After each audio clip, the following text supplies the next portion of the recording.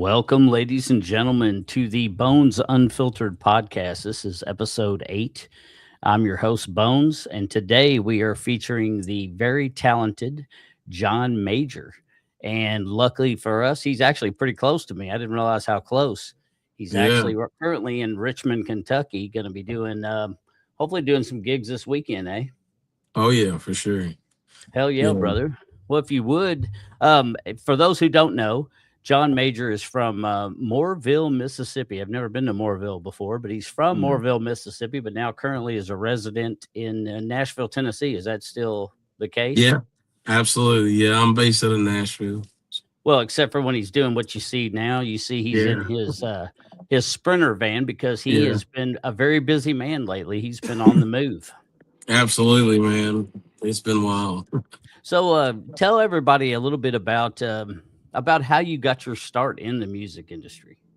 Well, to be honest with you, about this past February made 5 years. My dad passed away, and I'm sorry to hear that, brother. it's all right.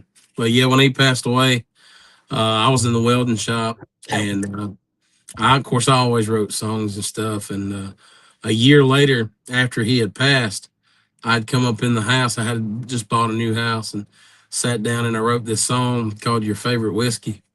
And I posted it online and it got a 500,000 views and everything just kind of started rolling. And then I'd been wanting to go full time for a long time. And I got to the point where I was working 168 hours every 2 weeks. And and I was playing 5 shows a week. And I said, once this music starts making more than the welding job, then I'll go full time. And so I did that for about 3 months, and uh, the music stack kept getting bigger, and the welding stack stayed the same. So I went full time, and definitely learned that a man can make a living off of picking up cans off the side of the road if he's willing to work. That's And right. excuse me. And then after that, I I started doing that, and I was like, man, let's try going on tour. And so I had got this Chevrolet 2009 Express van. The thing said everything but free candy. It was the creeper van of all creeper vans. I had a twin size mattress and a and I had enough room for my twin size mattress and to fit all my gear. And I used to call it the creeper sleeper. And so, but anyway, so I lived in that. So I started touring and everything was great. I come back and I was like, well, I don't really have a home base, and so I started using Nashville as my home base. And you see this hat that says Music City Bar and Grill. Uh-huh. Um, I actually lived out in that parking lot for a year. Um, and when I get off a tour, I'd always stop in, and I'd stay in that parking lot, rain, sleet, snow, whatever. And I even had a flat tire one time in the middle of a tornado, right there, and it was just it was crazy. And but anyway, my biggest thing was networking. Networking was more important to me than playing in Nashville because it's kind of saturated. But Oh, um, I can only so fathom. absolutely. So I started meeting a lot of cool people. Um, I got to meet Parker Divvy. He's a good friend of mine now. And I got to meet Jesse Keith Whitley.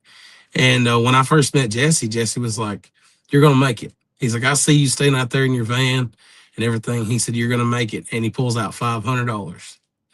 And I was like, "Wow." And and that gave me a lot of encouragement. So I went back on the road and started buying merch and stuff like that. And um, just got busier and busier. And last year I was in 33 states in 2 months.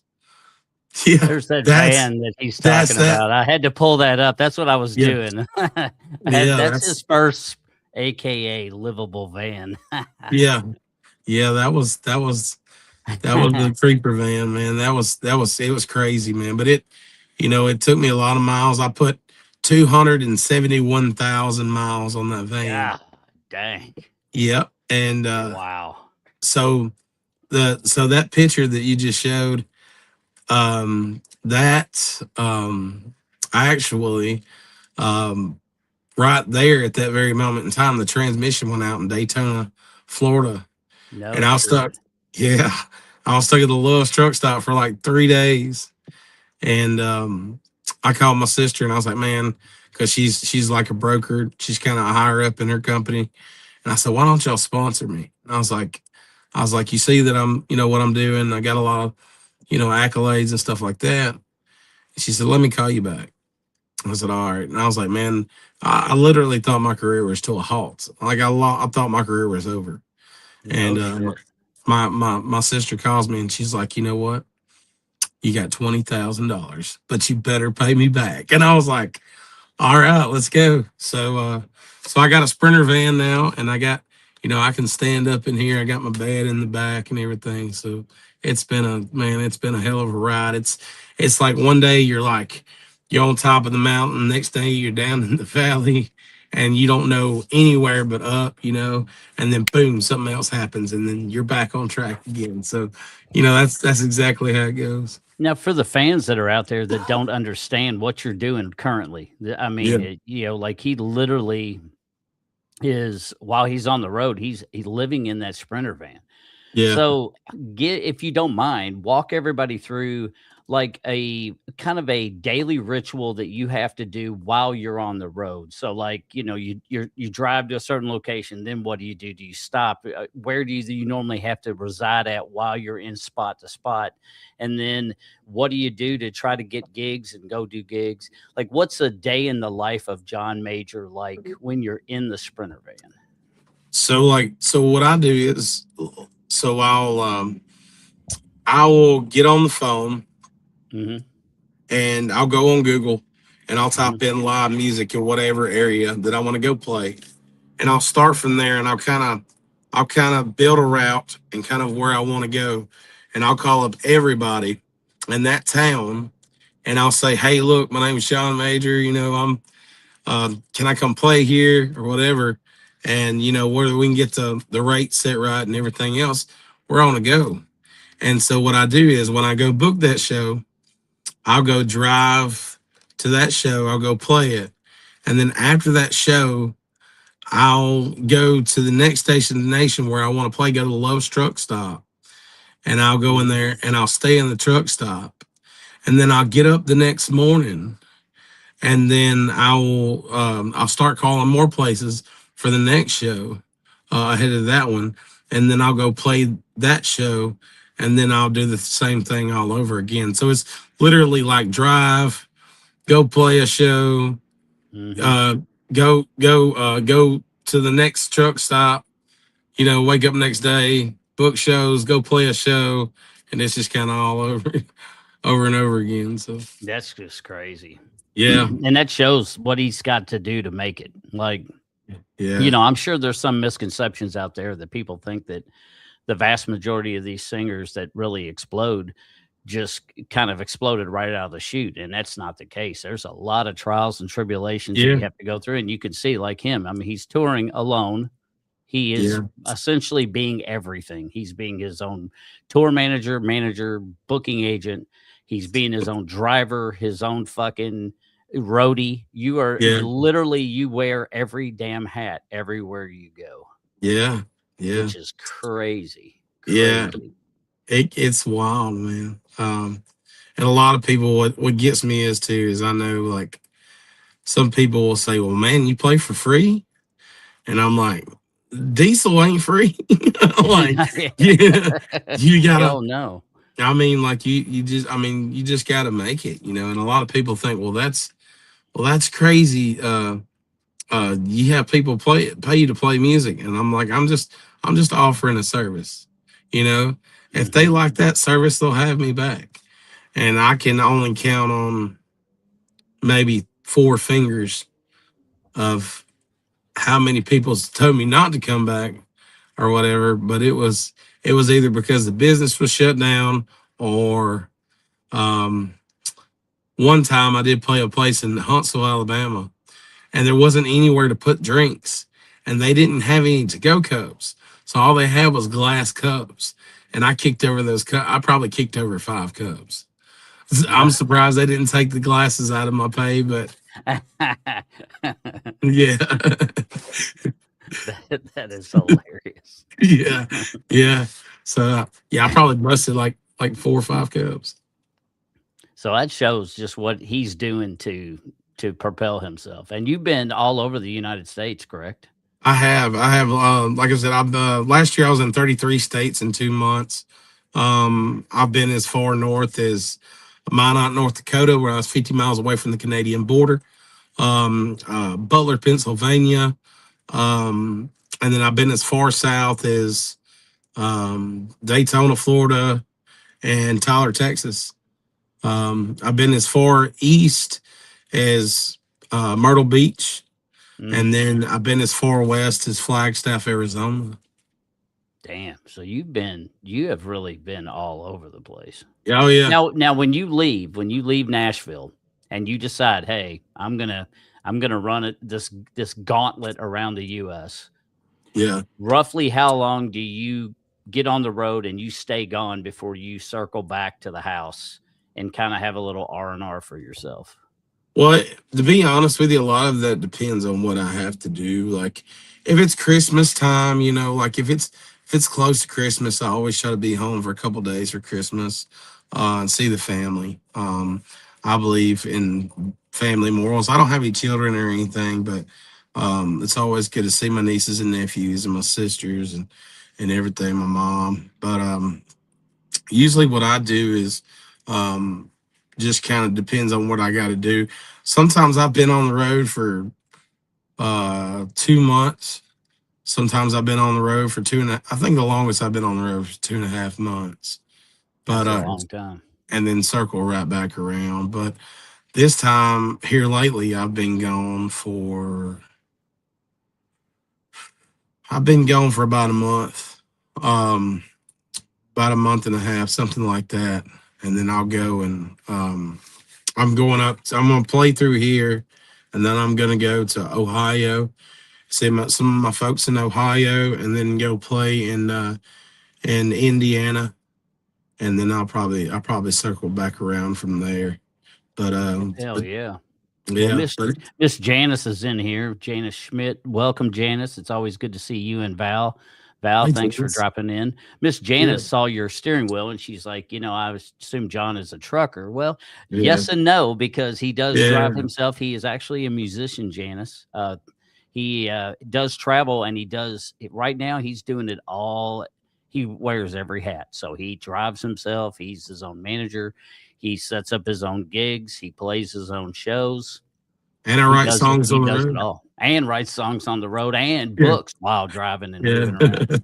So he is yeah, definitely the jack of all trades, that is for yeah, sure when it comes to, uh, getting himself propelled through this crazy musical journey that he's embarked on. But, yeah, thank you for that question. She said, "Thank you for all the hard work you're putting in for the American people," because she assumed you were as a truck driver. But you know what? yeah, Hats off to our truck drivers because yeah, a lot of times our truck drivers are the ones that don't get noticed because, um, it's just something that I think that we all take for granted on how we yeah. get everything that we have in life comes from a truck driver bringing it to us from wherever he received it. So without them, we wouldn't have cool shit like microphones, and John wouldn't have his cool ass guitar and shit like that, and his Sprinter van that he's riding in, and all that good stuff, and all the food that he eats while he's on the road is all prepared and done and by people that are in those type of industries, and it's all provided by truck drivers who bring them the materials they need to do stuff. So definitely, Miss Janice, you're right. Tip our hats to the American truck driver, as well as our military always, and police, fire, and EMS. We need all of them. So, but thanks for that question. That was a really good one. Now, Yeah. I do want to ask. I did find a picture of you, and it was funny because you and I have some similar. We have some similar things that Okay. you're afraid of heights. So am I. Yeah. um, you found this picture here, which I thought was an intriguing photo. What's the story behind the Joey here, man? Oh man. So that was That was in Salina, Ohio. There's a place called In and O's in Salina.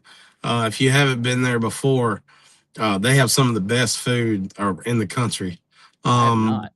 they it's this decent sized bar out in the middle of nowhere. There's a bunch of cornfields, and then you have this bar, but it's right on the Indiana. It's right on the Indiana Ohio line, and like I said, it's called In and O's. And I was going up there to go play, and somebody brought a baby kangaroo, and then the Amish showed up. And I was like, this is the craziest show I've ever had, man. But yeah, I went over there and I was like, can I please hold that kangaroo? I was like, I'll pay you. I was like, I've got to put this online. So that was somebody just showed up with a little Joey. Yeah.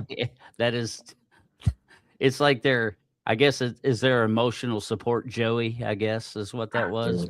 I guess. But he's badass. I saw that, and it made me think of myself because when I wrote EMS years ago, Yeah. I found a calf that was left when they moved the herd out of the pasture and they closed it off for the season. It had Right. been born apparently in while I was in the one field. Well, it got hung between all these down trees and it couldn't figure out how to get out, so it was stuck, and all the other cattle were long gone. So I Right. saw this thing moving. I jumped the fence. I went to see what it was. It was a baby calf. So I brought it. I got him free and figured he would take off where he was going. Well, of course, he followed me like I was mama. And I had to sit there and we had to figure out whose farm it was because there was like four farms that adjacent this property. So it was like, whose farm is this that has cattle to return it? And of course, they didn't even know their cow was pregnant. So they had no idea it even existed. Right. And when I saw this Joey of you holding it, it just made me think of that. I thought it was hilarious, Yeah. and I thought maybe you went to Australia or something. You know, Oh that's what I kind no. of thought. Miss Val's like, oh, the kangaroo. Yes, I would have totally paid to hold that kangaroo too, though, Yeah. brother. I'm right there with you on that because that was pretty cool for Yeah, for sure. sure. Now, I do have another question. Like, I do like this hat, and I wonder if this hat has to do with the actual Joe Diffie? And if so, It's what's your story behind the hat? so like I was telling you earlier, like when I met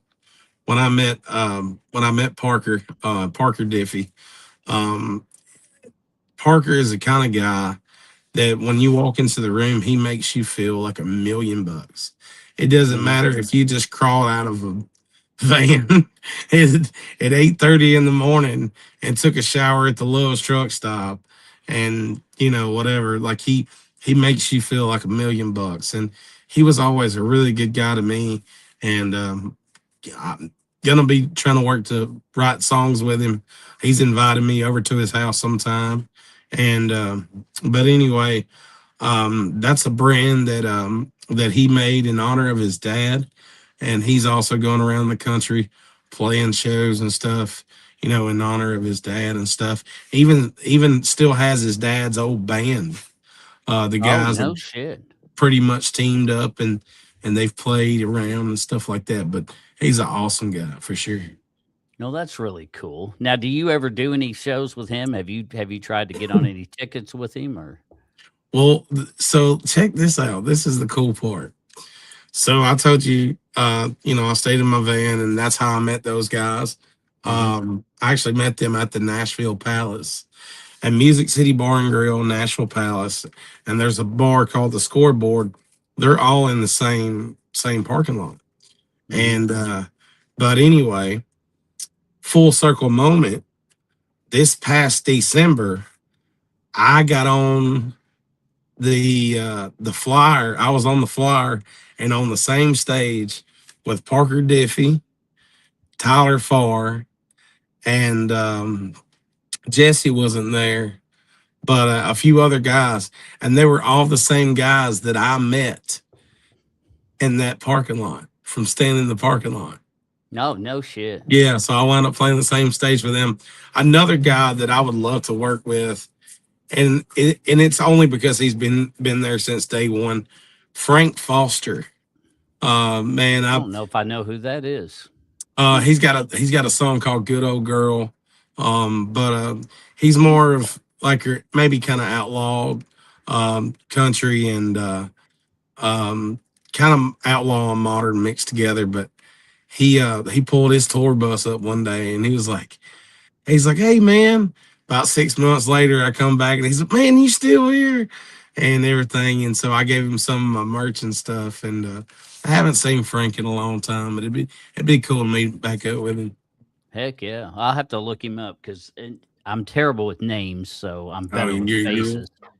So now, speaking of us having similar things in common, and I'm afraid of heights. Well, if you all follow John, you'll notice that he had put up a reel of some sort the other day, Yeah. kind of talking about his fear of heights. And for the first time in his life, he actually had got his ass on a Ferris wheel, which I Yeah. tip my hat to you, brother, because I'd have shit my pants if I'd have been sitting where you were. I don't know if Dude, I I'm, could have done it. I'm telling you. But tell the story on how that came. Well, first of all, why are you afraid of heights? And then how did it come about to where you finally ended up facing your fear and ended up on a Ferris wheel? To be honest with you, man, I don't really don't know why. Like, what made me scared of heights? Like I'm clumsy, so I fall a lot. Well, not like every day, but when I fall, like it hurts, you know. But Right. but anyway, I guess that's maybe why. I'm not sure, but I I was in Myrtle Beach over by the Sky Wheel, and I went into Land Shark. It's like right beside it. Hmm. And I went to Land Shark over Myrtle Beach, and I was like, man, I'm gonna get one of these drinks. You ever go there, try the 5 o'clock somewhere? You don't need but one. No but shit. yeah, but yeah, I drank one of those. They're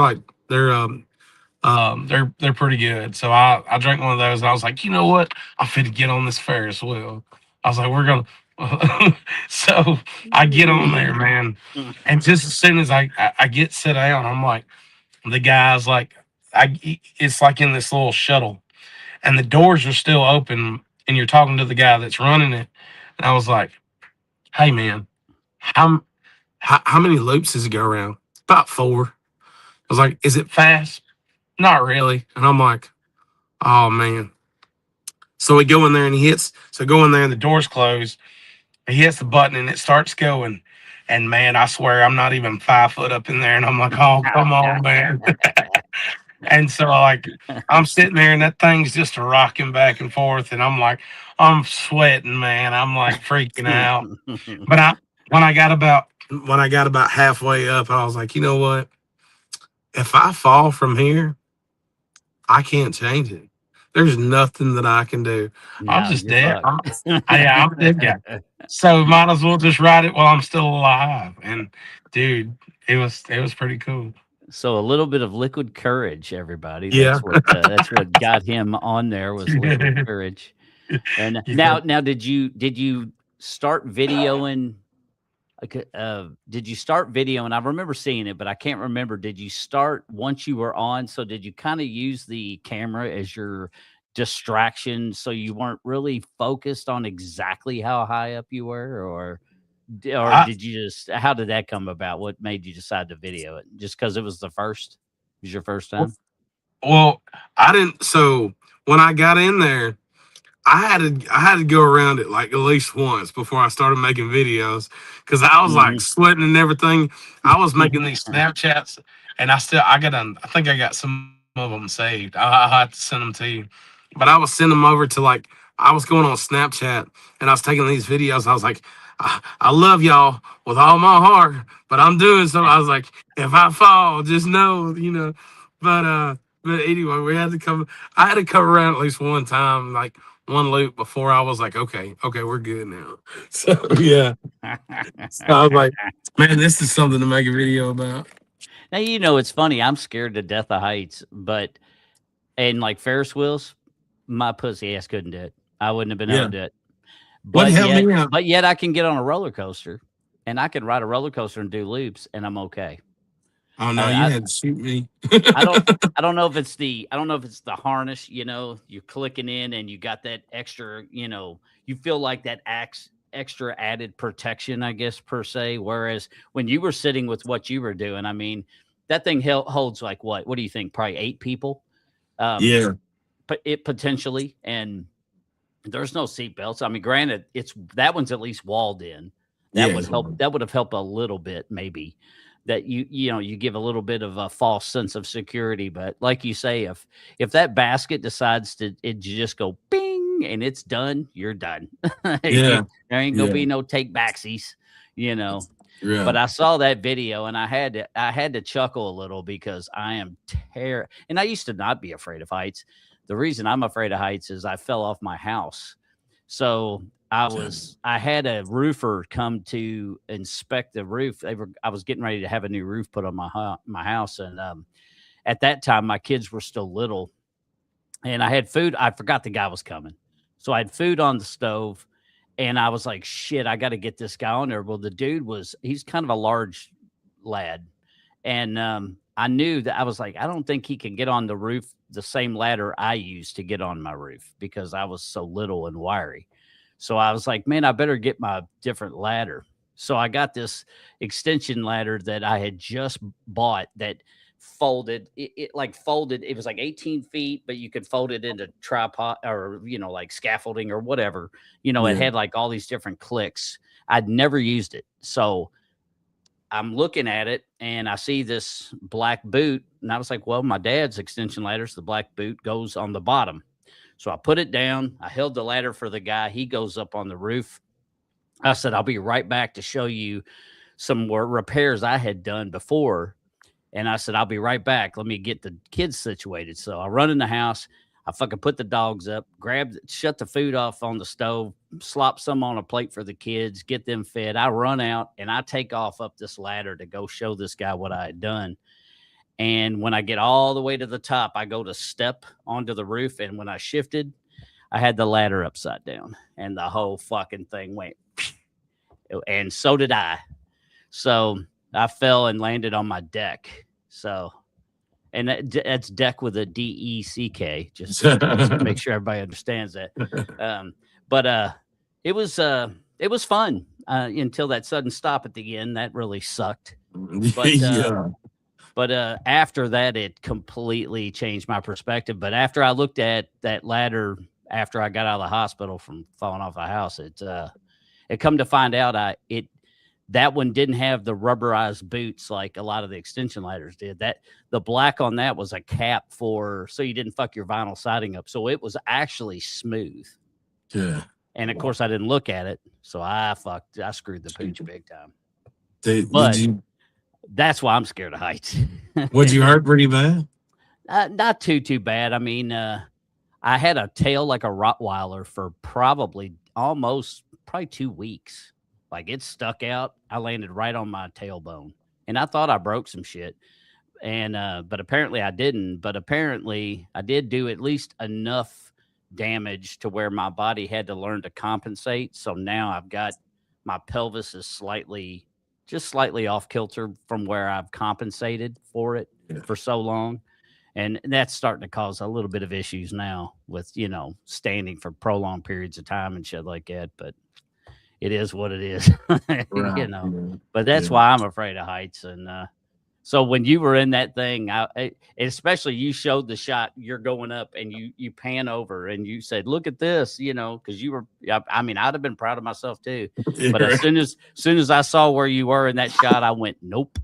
I was like, man, nope. I'm not doing that shit. Yeah, right. Yeah. So I fucking feel you right there, my brother. I feel you.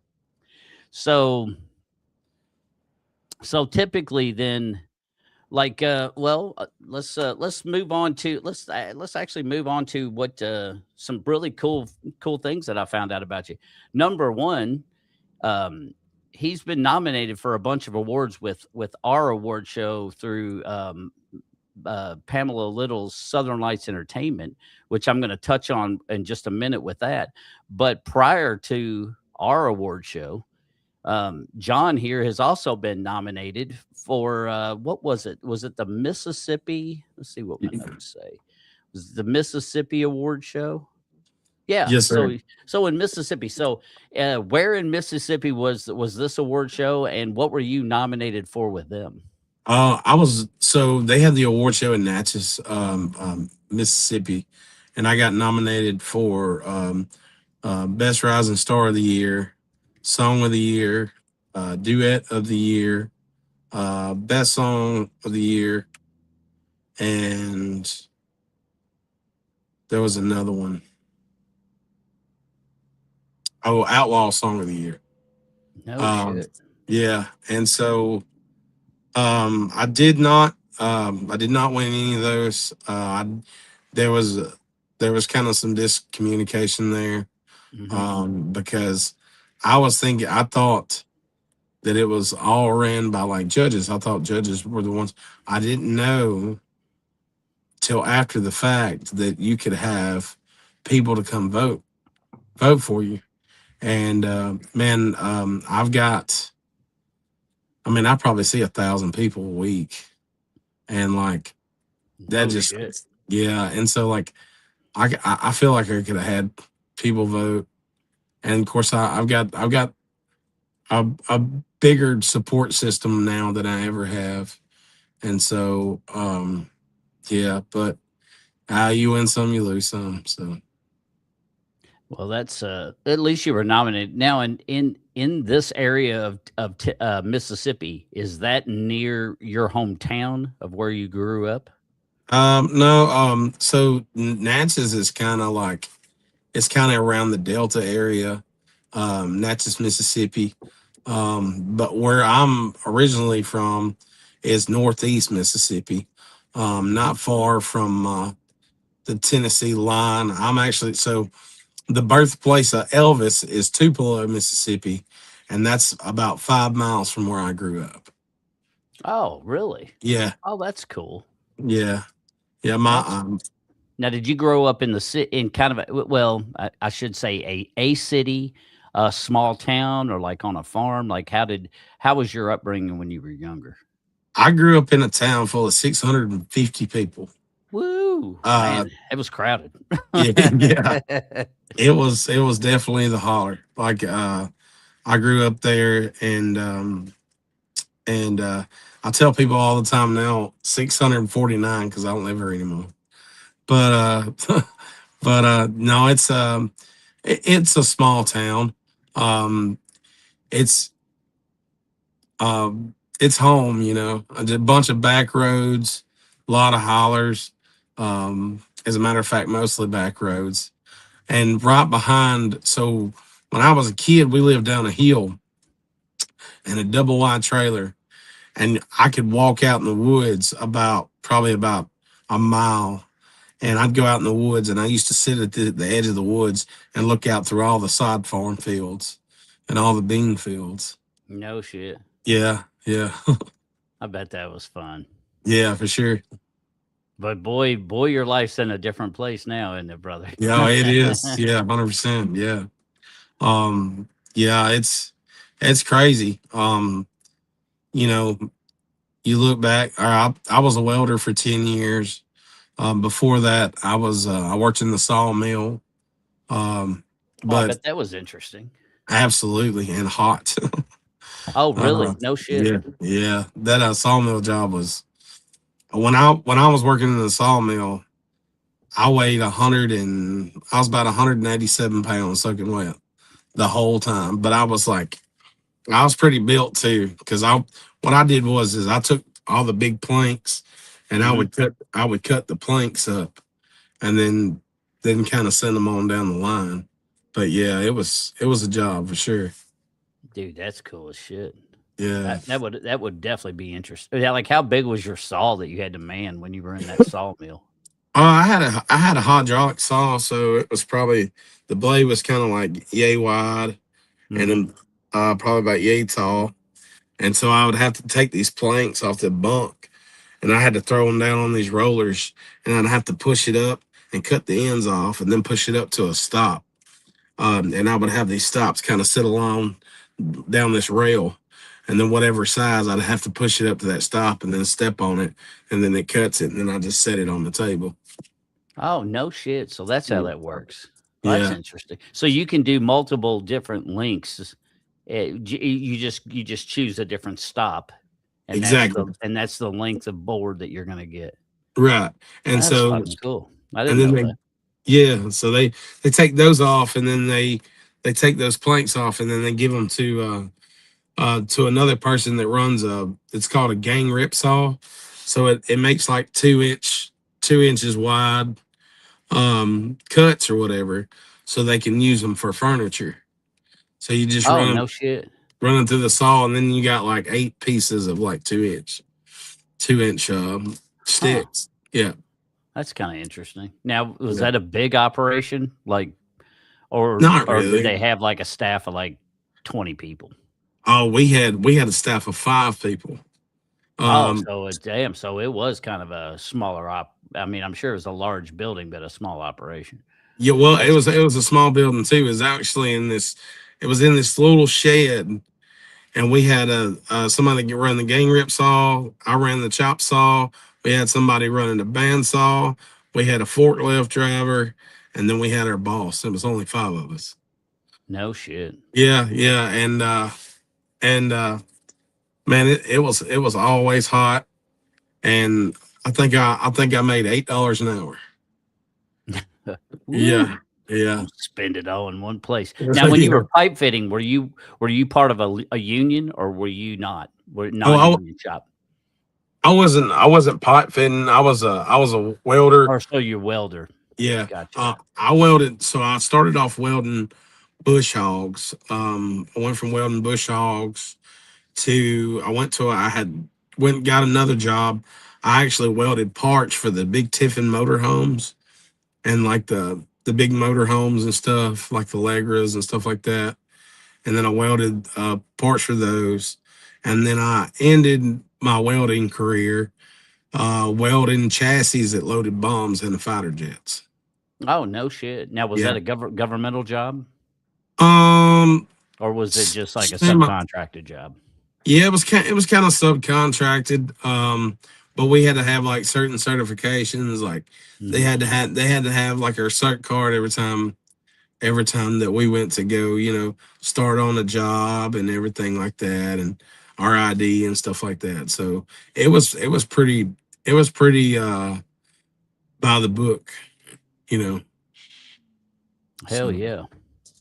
Well, Wolf Bear just joined in. She says hi, and she's hey, one that I sometimes do podcasts with. We kind of help each other, but she's got something going on today, so she's that's obviously more important. So I hope it all goes well with her. We had Scott Braley in. I don't know if you know who Scott is, but if not, Scott used to be a manager for some different bands, but now he kind of does more of like promotion stuff. So you've got a promoter in here that actually sees you. He's actually from the Maine area. So if you ever get okay, up north around the main area, you never know. You may end up meeting or seeing Scott because he's a really cool dude and nice. very supportive of pretty much anything I've done so far. He drops in and says hi, and he knows some people on the West Coast like Mike Clacy, and then I mean, he knows people all the way, obviously, to the East Coast where he's at. Right. So he's definitely there. Oh, Wolf's telling me about something else here. So back to the award thing. So obviously he was nominated for quite a bit of things in Mississippi, but for us, fortunately, for us at the Southern Lights Entertainment Award Show, John is also nominated for a lot of stuff. So if you don't know much about the Southern Lights Entertainment, please go to www.southernlightsentertainment.com. When you go on there, you'll see the website of Miss Pamela Little's booking agency, and then you can scroll through the different tabs. If you scroll through the tabs of nominations or voting, you will see people such as John Major here, along with others who have been nominated for various awards. John, we'll start off with him today's. The first thing that he's nominated for was the Solo Male Artist of the Year.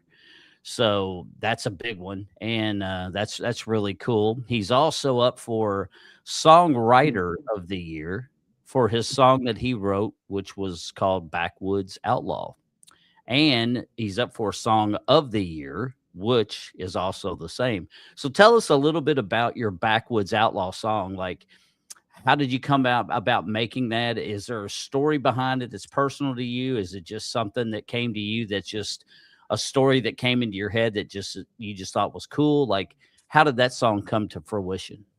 Well, to be honest with you, man, I've written over 3,000 songs my whole life, Yeah, and when I wanted to be able to make a song that was my intro to the people. I wanted to introduce myself to the world with the song. I wanted people to know me, and how why I'm here, what I'm doing, and stuff like that. And so I was at work in the welding shop, and I was sitting there. And mind you, I've never wrote a song down on paper. Most time it's recordings, and I still have some of my old recordings. Um, I um, I did some recordings, and anyway, I'm just sitting there, and I was like, "What if we could just have this like this rocking song, or whatever?" And the first thing when I was in the middle of welding, like probably in the middle of a weld itself, but I was like, "What would you tell somebody right now? How would you introduce yourself?" And I was like, "You know what? I was born and raised on a little back road on the side of Tupelo." And so we just kind of went on from there, and then it said way on down back in the holler where the meth heads wouldn't go.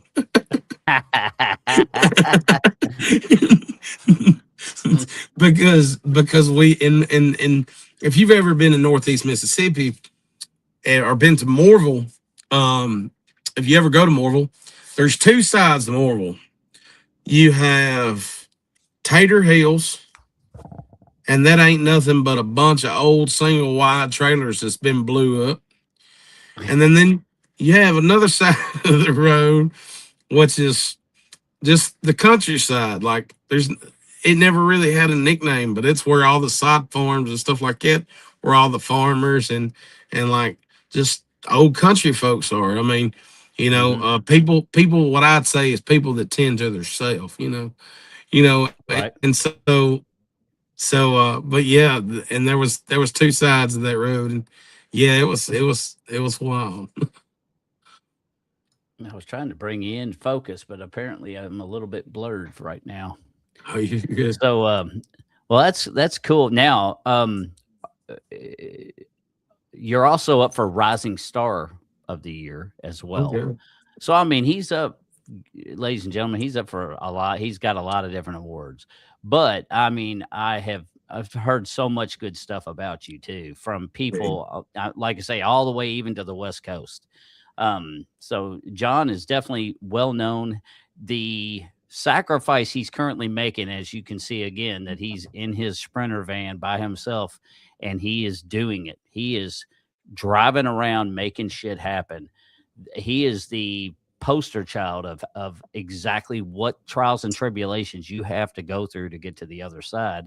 And right now, man, you're trucking along hardcore, brother. So congratulations on that. Thanks, man. Yeah, I mean, it's uh, it's something that I've always wanted to do, and just going in like a lot of people don't know, but there's a lot of this doing this in itself is all based out on faith. There's a lot Hmm. of stuff you don't know, man. Like you don't know if you're going to be driving down, you know, 4 hours to get to your next show and then cancel on you. Yeah. You don't Yeah. a lot of you don't know, if you could be out in the middle of nowhere and you could have a wreck and nobody ever find you. There Yeah. there's No shit. there's a lot of stuff that plays in your mind when you're doing this, but it's for the love of music. It's for the love of it's it's having the drive enough to want to be able to shift the world. Um, I don't. I'm I'm a pretty religious guy. I'm pretty good in my faith and stuff. I don't always do. I'm not perfect, and I do things that I probably shouldn't. But I was actually praying this morning, and like I said, it's been hard. It's been a hell of a ride. But my biggest prayer that I had this morning was, in the Bible. It says if you have enough faith as small of a mustard seed, you can move mountains.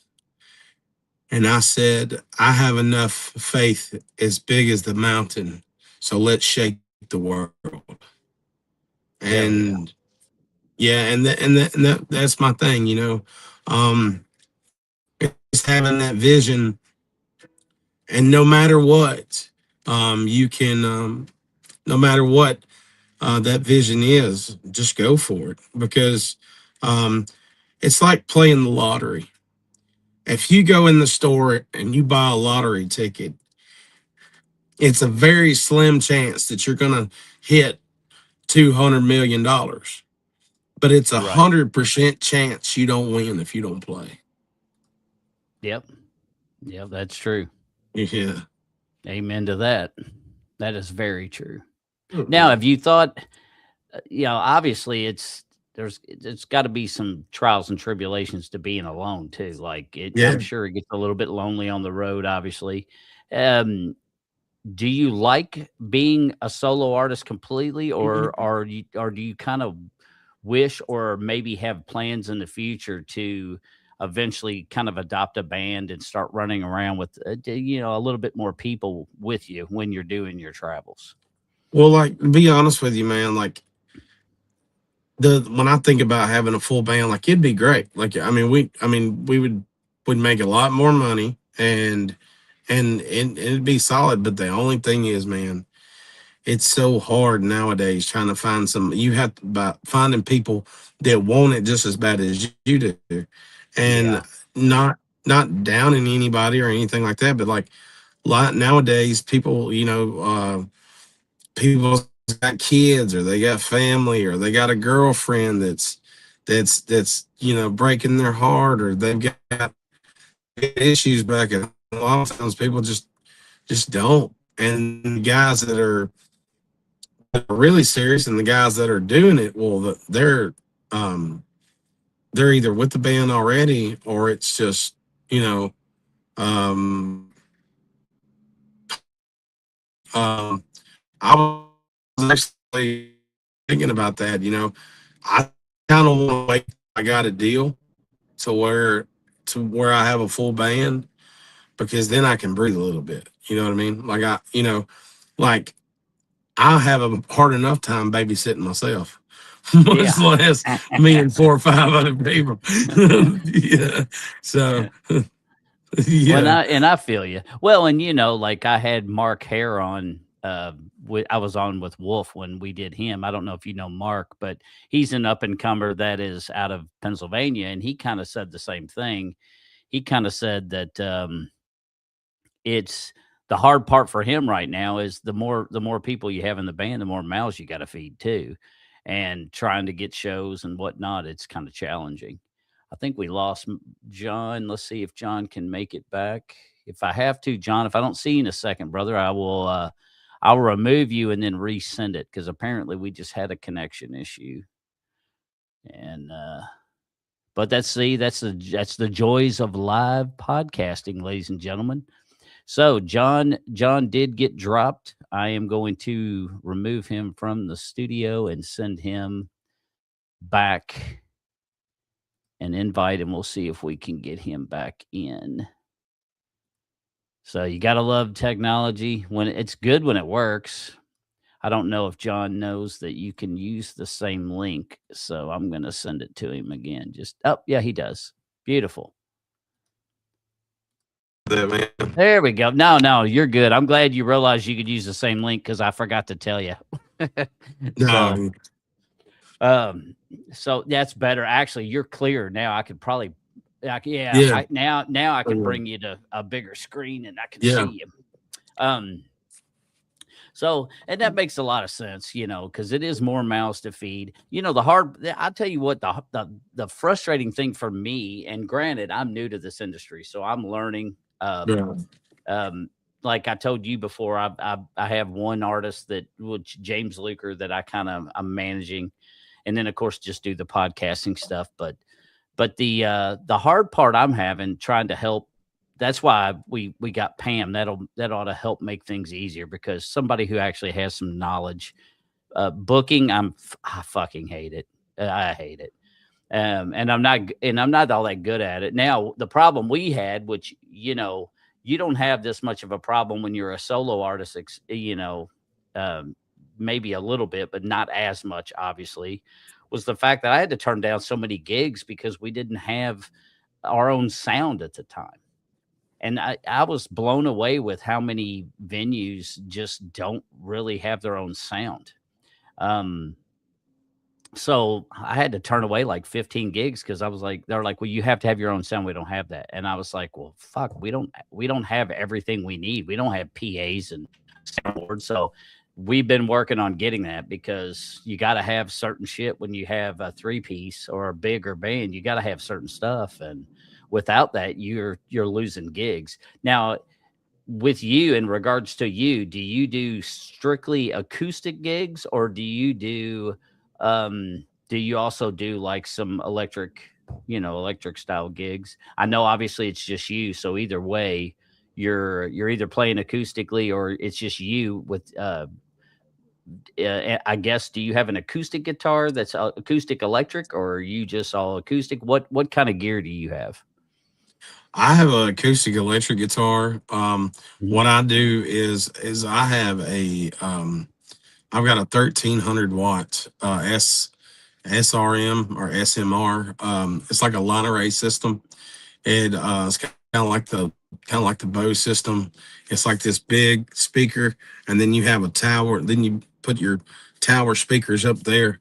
Mhm. Um, I've had that for about 3 years. I'm never always playing acoustic. That's what I've always used. Um, as far as like my sound, I always tell them, I got my sound. But it's pretty. I mean, it's pretty loud. And then I have a wireless headset microphone and a wireless guitar, so I'm all over the place when I'm playing. Like I try to bring the most entertainment that I could possibly bring, and try to bring the most quality that I can possibly bring. um, it's funny because when I first started, I had a microphone, standing microphone, and I had a 40 watt Fender acoustic amp that was probably about this tall and No about shit. this wide. And I did my first 57 shows uh, doing that with that speaker. Isn't And that like the amp that generally comes with your guitars when you fucking buy them? Something yeah, that yeah, small? yeah, Yeah. yeah, Holy, so, and you did yeah, 50 something shows with that. yeah. 57 shows with that crunk all the way up. And That man, you could barely that's hear it. I awesome. mean, like it, but I mean, I pushed through, power through, and then I started getting on the radio in my hometown, and I went up to this country club, and I was like, look, man, I really need a sponsor. I was like, I was like, I really need some gear, and I was like, yeah, we'll help you out. And so when they did, they helped me out, and I got one of those speakers, and I've been using it ever since. I'm gonna need a new one pretty soon. So if there's any sponsors out there, I'll put your sticker on my Sprinter van. We'll go around the country. Well, there you go, ladies and gentlemen. So there, if you want Yeah. if you want to be like a NASCAR decal on the side of a Sprinter van to help out John Major, then just reach out to John Major on Facebook. And I'm sure he'll go through all the other links here shortly on where you can find John, where you can listen to his music and what all that good jazz. So we will definitely get to Yeah. that. So who knows? Yeah, because I tell you what, having a sponsor would be nice. I mean, it's Yeah. It's something. Now, your Sprinter van, do you have like I guess like storage like underneath where you don't have to keep it inside with you, or does everything have to live behind you in your Well, van? so I've built a bed. I built a bed in the back, and then I put all my gear up under that bed. Like Did I've you? got, yeah, it's a full size bed. I've got enough room for a couch right now. I could probably put a refrigerator in there in here. It's a lot of room. A lot more than what the creeper van had, but yeah, I've got a ton of room back here. That's cool as shit. I was watching some video, which I don't know if you could do it in yours, but I thought it was really interesting. It was a kind of like a Sprinter Vanish kind of thing. But the way the people did it is they had their bed to where it was four pointed on some type of pulley system to where they could hit a switch and it would raise the bed up to the ceiling so where it would Oh wow. stay all the way to the top when you weren't using it. And then when you needed it, it would drop down and it would drop down like the way they had it set up, there was like certain tables and stuff there that I guess were stationary to where it would sit. So those kind of became the support system for the bed. And then you laid Yeah. in there, you slept, and then when you were done, you just fucking rose it back up to the ceiling. It was out of the way. I thought it was kind of neat. But Oh the yeah. Sprinter vans are definitely nice for Yeah, for sure. sure. But do you think that you may be able to make the award show in Oak Ridge, Tennessee in November 14th? Or is that pretty much got to be played by ear based on your whole Yeah. travel disposition? Yeah, I'm gonna have to play it by ear. I'm gonna try to make it up there the best way that I can. Right now, and back to what you said earlier about the booking was so hard, man. I'm telling you, like I'm, I've, I've, I've got this one woman. I think that I'm going to try to train her on how to do the booking and stuff like that, and Hmm. try to get some help and everything else. But I mean, it's a headache because Yeah, a lot of people ask me, well, I was like, why don't you post as much? Why don't you post as much? Well, the thing is, it's not I'm intentionally going dark or anything. It's just like when I've been in this van and I have started booking from 11 o'clock in the morning and stopped at 11:43 at night and only had like one show booked. Like yeah, and like and that's that's kind of that what takes most of my time. yeah, And so but I'm gonna try to get it all together. yeah. Well, and I feel for you there.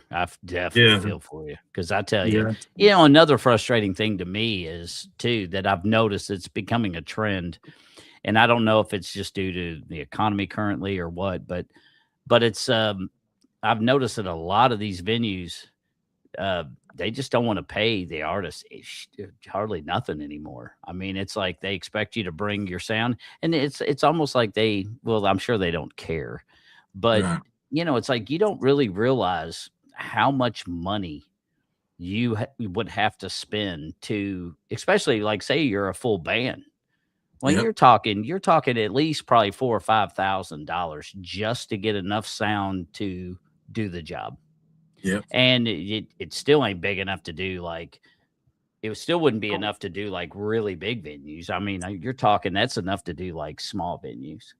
Right. So, it's hard. It's hard to come up with that kind of money until you're doing like what you're doing and you're driving. I mean, the good thing about what you do is you're constantly on the move. So you can go to all these different little venues and hit them as you're traveling through, which is Yeah. nice. But it's rough when you're trying to book a band and it's just one show. And if it's 6 hours away, it's like they don't want to pay you. It's like, well, I gotta charge you more. I gotta have a place to stay, and because Right. we don't have like vans or anything like that. And fucking tour buses are crazy Yeah. expensive. And I mean, hell, that's a huge expense. I was trying to look into that years ago for one of the bands I was with just to get an idea of what it would cost, and I was blown away It's with like seven to 18 the grand. expense. Yeah, it's Yeah. nuts, brother. It's nuts. Well, Yeah. just like John was telling me this, and he'll verify this. Um, you know, like this young man is in his Sprinter van. Well, currently he does not have a generator. So if there's Right. any generator companies out there that want to maybe do a good cause and sponsor him or throw him a generator his way to help him out, something small in the wintertime when John's in that van and he has to leave it running to stay warm so he don't freeze to death. So you're talking about he roughly spends roughly around, I think you said it was around $20 a night in fuel Yeah. cost Yeah. just to stay warm while he's in his van. So a generator obviously would probably save him at least something. Might be a little bit better on the expense, and but that just shows kind of what this young man's going through. I mean, Right. he's doing whatever he's got to do to make it happen. So I got to tip my hat to you on that.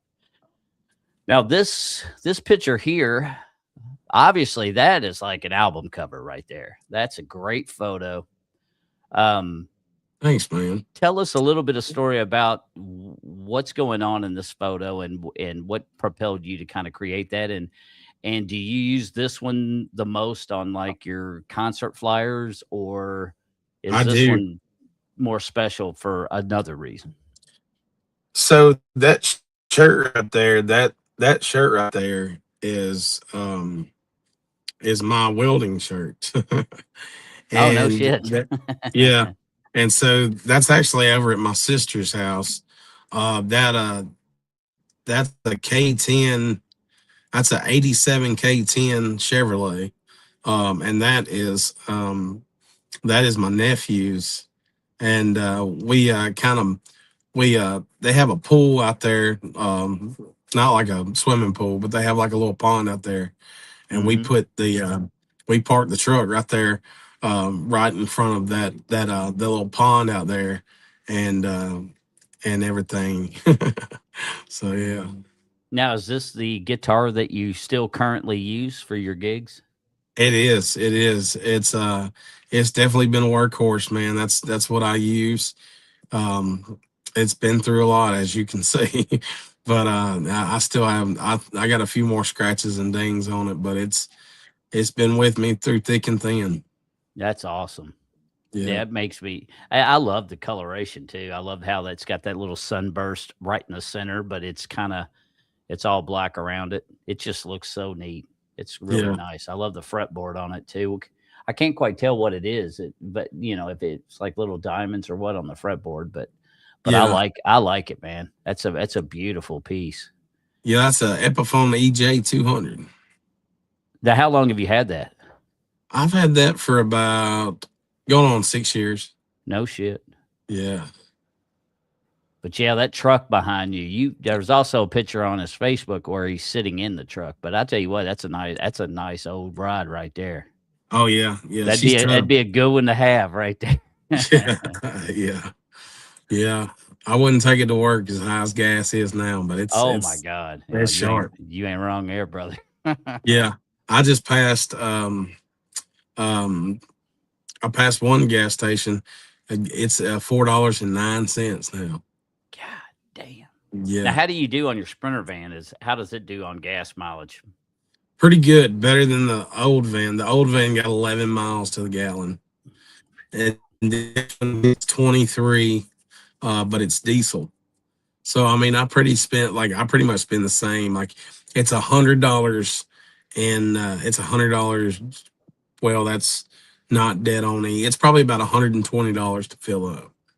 No shit. Yeah. So each time.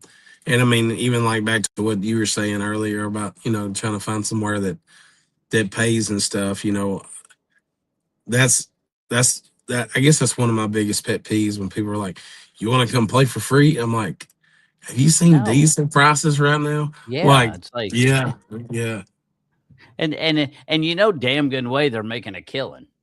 especially if Yeah. they serve alcohol. They're gonna. I mean, they're making a killing off that shit. So it's you know, Exactly. sometimes I think there's a little bit of you know, little bit of greed. Now, some places I get it. Some really small Yeah. mom and pop bars that are really tiny, they may be struggling to compete with some of the bigger conglomerates, and I get that. Right. But you got to pay. You know, it's like nobody should play for free because everything you're doing. I mean, think of all the work that you do because you're doing it all. You're wearing every hat Yeah. right now currently. Right. So, and I don't see how anybody can do it like you're doing it, but you are. But I mean, that's got to be, I mean, that's a full time, that's a nonstop job to make it happen. It So is. I got to tip my hat to you because Thanks, man. it's pretty impressive what you're doing thus far. Right. Now, Yeah. any shows coming up here in the immediate future? I know you're in Richmond, Kentucky. Excuse me, currently, Right. and you are going to be doing trying to put together some stuff in this proximity. But Right. anything that you currently have on the books that you know of that you want to share, or I do. upcoming shows, big festivals, anything like that that you may be attached to? I've got a really big show in Fredericksburg, Virginia, May the 7th. That's gonna be really big. Um September the 11th. That's a day after my birthday. Is gonna I'm gonna be playing in Panama City Beach, Florida. Um, and then When was that again? September the 11th. September the 11th. Nice. Yeah, so I'll be playing down there, and I've got some more that I'm gonna be posting online and stuff like that pretty soon. Well, that'll be really really interesting and stuff to have all that Yeah, take place. So for sure. congratulations on those big shows. And you know, like the hard part for us is this year was, you know, festivals like, you know, festivals book up quick. So almost pretty much everything was already booked for 2026. So it's like now, if you're wanting to take part in festivals, I mean, you got to prepare to be a year or two out. So Yeah, to be considered. So, and that's a long wait, especially when you're doing it as a full time job, like what you are now. That's your bread and butter. So yeah, that's crazy, you know. So I can see why you're doing a lot of travel, yeah. which is a good thing, you know. Um, I know. Any thoughts of you headed back out to? Have you ever been on the West Coast? Like, have you done California and stuff like that? I've never done West. I've never done California. I'm thinking about it this year about going around Hmm. Reading. I have some. I think you just froze up. Hopefully, we didn't lose him. We'll see what happens, guys and gals. He just locked up again. It's probably just where he's at. But yeah, I imagine when he goes, he's talking about he may hit the West Coast. He would like to hit that soon, and I'm sure he knows Mike Clacy. So you know if you get out to the West Coast, it'd be nice to go up to um, Oregon and Washington and do some gigs. But yeah, I think we may have lost John again. I don't know. We'll see. It still froze up. We'll see what happens here. Give it a second. If not, he can back out and come back in. I don't know why we're having troubles today, but we are. Yeah, we lost him. He'll be back. He'll be back here in just a second, ladies and gentlemen. Um, but anyway, until he gets back, just want to let you know we definitely got a lot. Wolf and I both have a lot of people that we're going to be still got to go through. So there's a lot of bands. If you're hearing me talk, and I have not got back to you, I'm trying to not forget and trying to knock it out. But I've got a lot of people to call, and I need to probably sometime this week or next week start doing calendar to where I go ahead and start mapping this out because we've definitely got a lot of people. Anybody who's hearing me that has not been reached out by me, um, if you would like to be interviewed, and it doesn't matter, everyone knows I do music side of things, one day a week. Everyone knows that. Let me resend him an invite again. in case that link is problematic. Um, but anyway, the everyone also knows that I am doing the special needs podcasting as well. Um, I have not forgotten about the special needs thing. I know I don't do as many of them as I do the music side of things. I'm kind of taking that one slow because there's, like I've said before, there's a little bit more red tape when you're dealing with the special needs community. So it's not as easy to set up shows as it is, like, for instance, with John here, which hopefully I can get him back in. Um, it's not as easy dealing with uh, the special needs community. There's more red tape that you got to walk through. You definitely want to talk to family more and stuff because that's just a different animal. But I've done 2 episodes thus far. So if you're interested in seeing special needs people, I wanted to give them a platform on my podcast to talk and brag about themselves. Um, People who are not interested in hearing people with special needs talk about their lives, then they don't have to watch. But I don't really recall ever seeing anyone giving a platform for the special needs community, and I want to do that. So I think the special needs community, or we can learn a lot from people with special needs, whether it be Down syndrome, whether it be autism, TBI patients, fetal alcohol syndrome. I mean, there's the list of, CP, the list goes on and on. So, I had a near and dear friend when I was growing up who had cerebral palsy. And I tell you what, super, super intelligent. He got over his adversities. He went on to work for his family business, which was an engineering firm. And he ended up doing that and taking care of business for quite a while. There he is. And there we go. He's back. Yeah. So anyway, I was just kind of broke off while I was getting you back talking about the different podcasts that I'm doing, and for anyone interested, that's whether there's a special needs community, because I don't know if I told you, but I do special needs podcasting too, because I've Right. never really thought of anybody that allowed them to talk and brag about their lives, and I just think it would be cool to give them that same experience that a lot of other people get. Right. Exactly. So so yeah, I see you ejected from the driver's seat and you're now in the Yeah. in the back. I don't know. Can you pan your camera? Do you Yeah. feel comfortable showing your humble abode to everyone? Yeah, for sure. Let's see. I've never been inside a Sprinter van, but it looks to me like above you and stuff, there's all sorts of looks like there's tons of things where you could actually secure in various, I guess, storage units, or it's Yeah. almost like they build it to where you can put shelving and oh, I see what you did with your bed. Yeah. Dude, that turned out good, bro, and it's just a Thanks, regular man. wood frame you did, and then that I Yeah. see how you've got all your space to put your gear underneath where it's out of sight, out of mind. Right. And I still have room to put a couch right here and everything. You sure the hell yeah, you do got enough room. You could definitely put a college fridge in there. Yeah. So, a generator would be something that would be kinda nice. Yeah. And see, I But, have like places for like shells and stuff like that too. so that's what them little yeah, Yeah. that's cool as shit. I've never been on the Yeah. inside of one. Yeah. I've always That's where heard I they were put. nice. Heck yeah. That's where I put like I just put like little stuff here and there and stuff for sure. I mean, it works. Definitely works, and that's a big enough bed that, you know, Oh yeah. that's definitely a Yeah. big enough bed where you got I mean, it's a nice little setup. Now, do you ever get bothered? Did people bother you much when you're kinda pulled over? I mean, at the Love's truck stop, they're not gonna fool with you, I would assume, I but, mean, not too much. I mean, like it does happen.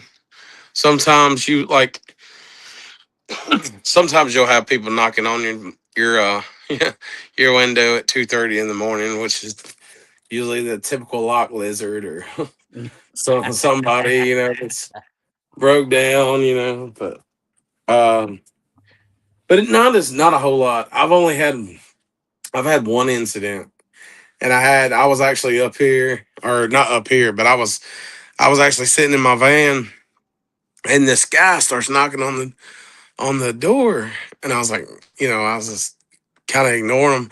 He opens up my passenger seat or my passenger door, and I Oh run to shit. the front. I was like, "Get out of here!" He's like, "Have you seen those purple frogs in the grass over there?" Oh god dang. And so I backed out, and I'm like freaking out. So I backed out.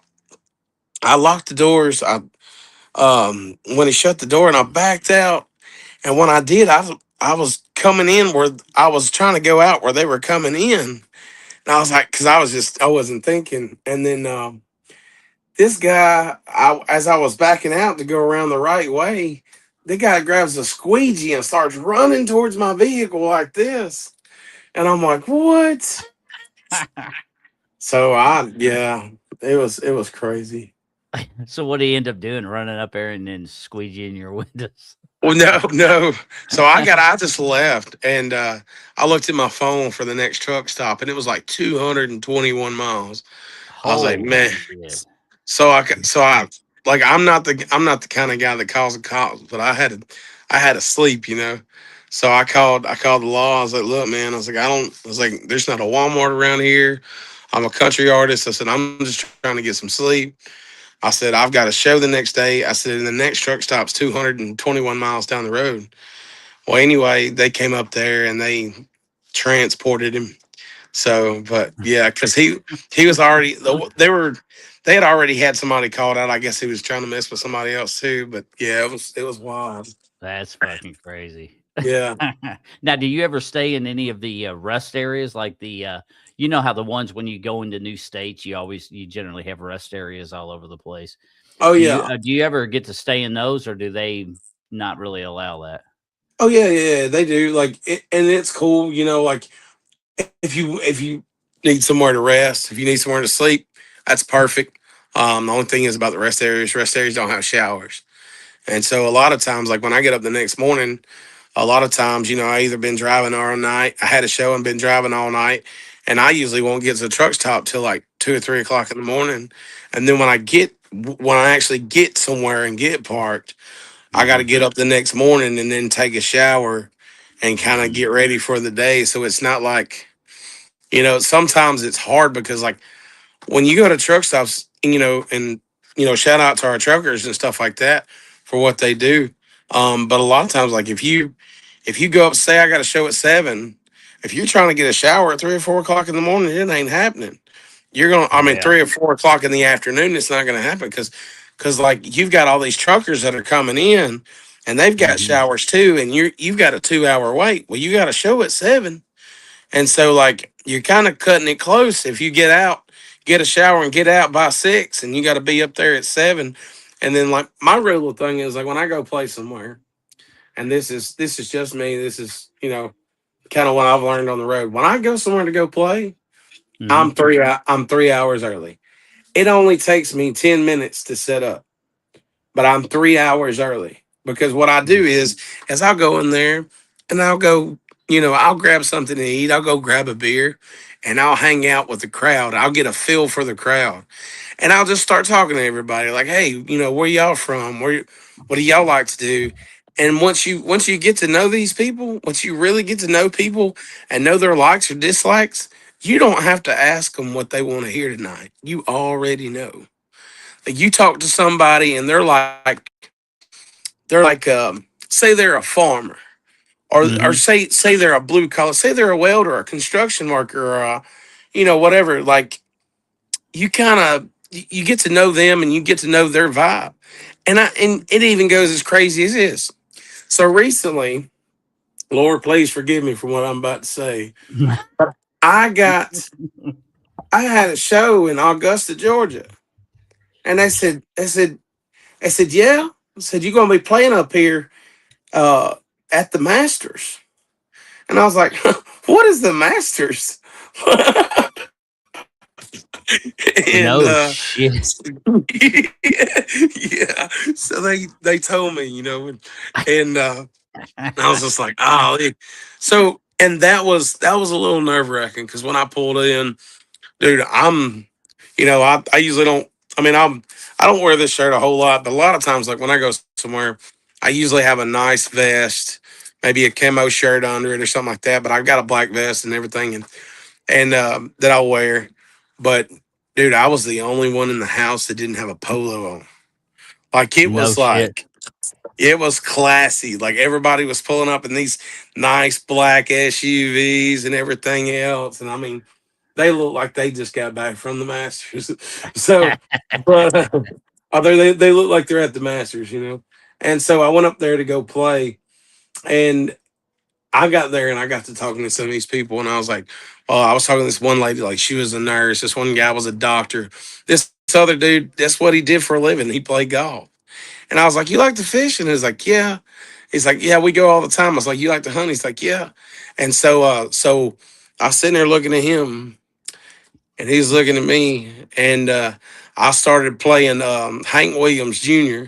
Country State of Mind, and he was all about it, man. He was Yeah. like he was in there, you know, or like and even someone to your like your newer school, like I was talking to a veterinarian one time, and she was like, "Yeah, I'm a country artist," and she was like, "Yeah," she's like, I really like Morgan Wallen, and I really like Hardy. Well, Hardy grew up 2 hours from where I grew up, and Oh, really? yeah, and Oh, so that's he interesting. I didn't know that. yeah he grew up in Philadelphia, Mississippi, and I'm from Tupelo, or I'm from Morville, right beside Tupelo. But Mhm. they used to have a water park where he lived, around where he lives, that we used to Mhm. go to all the time, and so when she was telling me all that, I was like, I'm gonna play her some Hardy, some old school Hardy. And then when I went in from there and then played some Morgan Wallen, oh, she was all about it. Like, you know, so I don't like I like to be the guy that knows it without them knowing that I know it. You know Right. what I mean? That's awesome. Yeah. Now let's see. Let's see. We covered all. Well, that's good. I covered my notes. Now, the one thing I was trying to do, and I have to learn how to do this, so you'll have to forgive me. Hopefully, I can eventually get this done. Yeah. I was trying to find some like a video or something that you have done to display your music to people, but I don't know what I'm doing wrong. Every time I try to download it, see, I know how to achieve what I did with the pictures and stuff. I know how to do it Yeah. through my StreamYard. I'm on a Mac, so I have to do it through that Finder. Well, I have to put it in Right. downloads, and I can't seem to get the shit into downloads where I can pull it up and play it. So, I got you. anytime I've played music videos, people had sent me, and of course, I didn't really have time to do that with you today, sadly. That's all right. But where can people find you, brother? Like, what all platforms are you on, to where they can find your music? What's the best source for them to start with, so they can see what John Major is all about? So you can go online right now and you can type on John Major John Major Music, John with a H, Major like the general. And then so you type in John Major Music, and you can go on Instagram, Facebook, and TikTok. They're all under John Major Music. You can find me Hmm. on there. And then on Spotify, you can find me under John Major. You can't miss me. I'm the big dude with the guitar. And so but and I've never been the prime minister for Britain, or coached the Tennessee Volunteers. Never done that either. So, but but anyway, yeah. I mean, you can find me out like that, and you can also find me on OnlyFans. But don't worry, they pay me to keep my clothes on.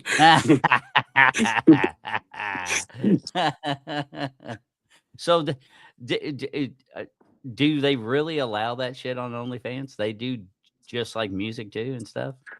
No, Or no. So oh, so I was here's gonna I do, that wouldn't surprise me because 'cause I'm old, so I'm dumb, I don't know, but I was well, just trust like, me, dude, that would be hilarious. I was the same. Okay, so we have the same mindset here. I was sitting there thinking the exact same thing when OnlyFans first come out. Mhm. So and mind you, I was married at the time, And so I downloaded OnlyFans, and like I started sitting on this profile, and I was like playing music, and every about 6 months later, I was like, man, I can't catch no luck off this. Most of my biggest stuff right now is like on TikTok, Facebook, like that. Hmm. And my wife at the time, she asked me, she was like, "You have an OnlyFans?" I was like, "Yeah." She was like, "What do you put on there?" I was like, "Music." And Music? she's like, "Do you have your clothes on?" And I'm like, "Yeah." Why would I be naked? Yeah. So yeah, so there is a I think there is still a OnlyFans out there swimming around, but yeah, I kind of took it down. Yeah, That is hilarious. Now, do you yeah, now you say you're on TikTok. Obviously, TikTok is another very big platform right now. Um, absolutely. do you ever go live, do lives or anything on TikTok? I do, and you know what? To be honest with you, I need to be. I 100% need to be more personal with my audience, with my fans and stuff like that. And like I said, it's hard sometimes. They just um, booking has my stuff. Like my attention most of the time now. But Mhm. yes, absolutely. Last couple times that I went live on TikTok, we had like 2 or 3 thousand people there, and it was cool. And like all I was doing was just sitting on this bed playing guitar. And like, you know, every now and then, like I'll stop or I'll tell people why I wrote this song or whatever. And I'm telling you what, I've got enough songs to last me 10 years. Like I could literally put out an album every week for the next 10 years. Like Yeah, I've got, with that many songs that you've put out, I'm like, holy shit, that's a lot of yeah, music, bro. And that's a yeah. I lot of mean, music to remember too. Golly. And that's yeah, not even counting covers because I'm sure you still probably incorporate some covers when you're doing your shows, correct? Or are you absolutely. strictly original? No, in a way, I would love to see what it was like to have an original show. I Mhm. would, I'd be all over that. But Mhm. to be honest with you, what I do is, and I have a little pattern I have in my head, and also another thing too. I never read from a phone. I never read from a tablet. I try to be as professional as I could possibly be. Not knocking the people that have phones or tablets, but that's just in my act, in my performance, that's just something that I That's don't just do. what you yeah, yeah. And Whereas me, I'd be like, I'd probably have one at least if anything over to the side where I could be like, my old dementiated ass be like, "Where was I at again? Oh, yeah, I know where I'm at, yeah. okay." Keep myself on course, so I feel you, but the dude and that's impressive to have that many songs, and you have to put that to memory, that's a lot. That's a whole lot, plus all the cover songs that you've done. Like, out of all the covers, what would be your favorite cover that you like to go to when you're doing your shows? Help me hold on by Travis Tritt. No shit. That's probably my best It's a one. great song. And that song alone, like I was a big Travis Tritt fan. I mean, I still am, but I was a big Travis Tritt fan when I was a kid. When I first Mhm, started, there's a I don't even know if it's still around anymore, but there's an old VHS tape. When I was a little kid, I had like a little rat tail, and I was singing mhm. "Here's a Quarter," running around and everything. And um, I've always been a big fan of Travis Tritt, and you know, that song just is always hit me in the right time. And then so a Mhm. lot, so I've played it a lot, and then that's probably my best one. A lot of people ask me like, "What's your best cover song?" And when I play that one, it's pretty good. But That is a really good one. That's a really yeah, good one. Now, do you ever do covers? Because I know this can be some artists may think it's tricky, some may not. right. Do you ever do cover songs that were originally performed and written by a female, but you have added your own kind of swing to it and brought it around and actually performed it as a cover on some of your shows? Yes and no. I I haven't done that as much as probably what I should be doing. But there is a song by Dolly Parton and Porter Wagner called Rockin' Chair. Oh, And wow, that's a good song. I haven't heard that in years. so, like, the way that I play the song, the way Mhm, that I play that song, it's more the bluesy vibe. It's not like, and I'm a gold country fan through and through, but I just kind of put my own little spin on it. Um, mhm, I know it sounds crazy, but that was my mom and dad's song growing up.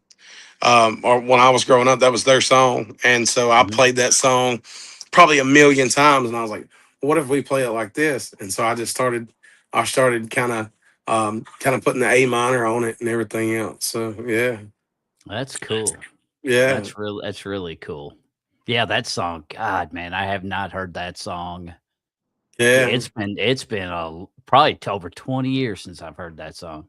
It's been a long time. yeah, I might have to give that a listen again because that brings back nostalgic memories of me too. Because my parents, I grew up, they were definitely in the old country, you know, your yeah. Johnny Cashes and your Chris Christophersons and Whalens and Willie and all that good jazz. Oh And yeah, of course, my dad was all country, and then my mom, she loves country, but she got into some of the rock too. So yeah, she definitely loved the Beatles, like which I think every fucking woman on earth did back yeah. then. Absolutely, And yeah, same with Elvis. I think every woman loved Elvis and, you know, all that good jazz. But then she would do other stuff like the Carpenters and yeah. Jefferson Absolutely. Starship and stuff like that, you know. And then of course the old 70s classics, your CCRs and all that Oh good yeah. stuff too.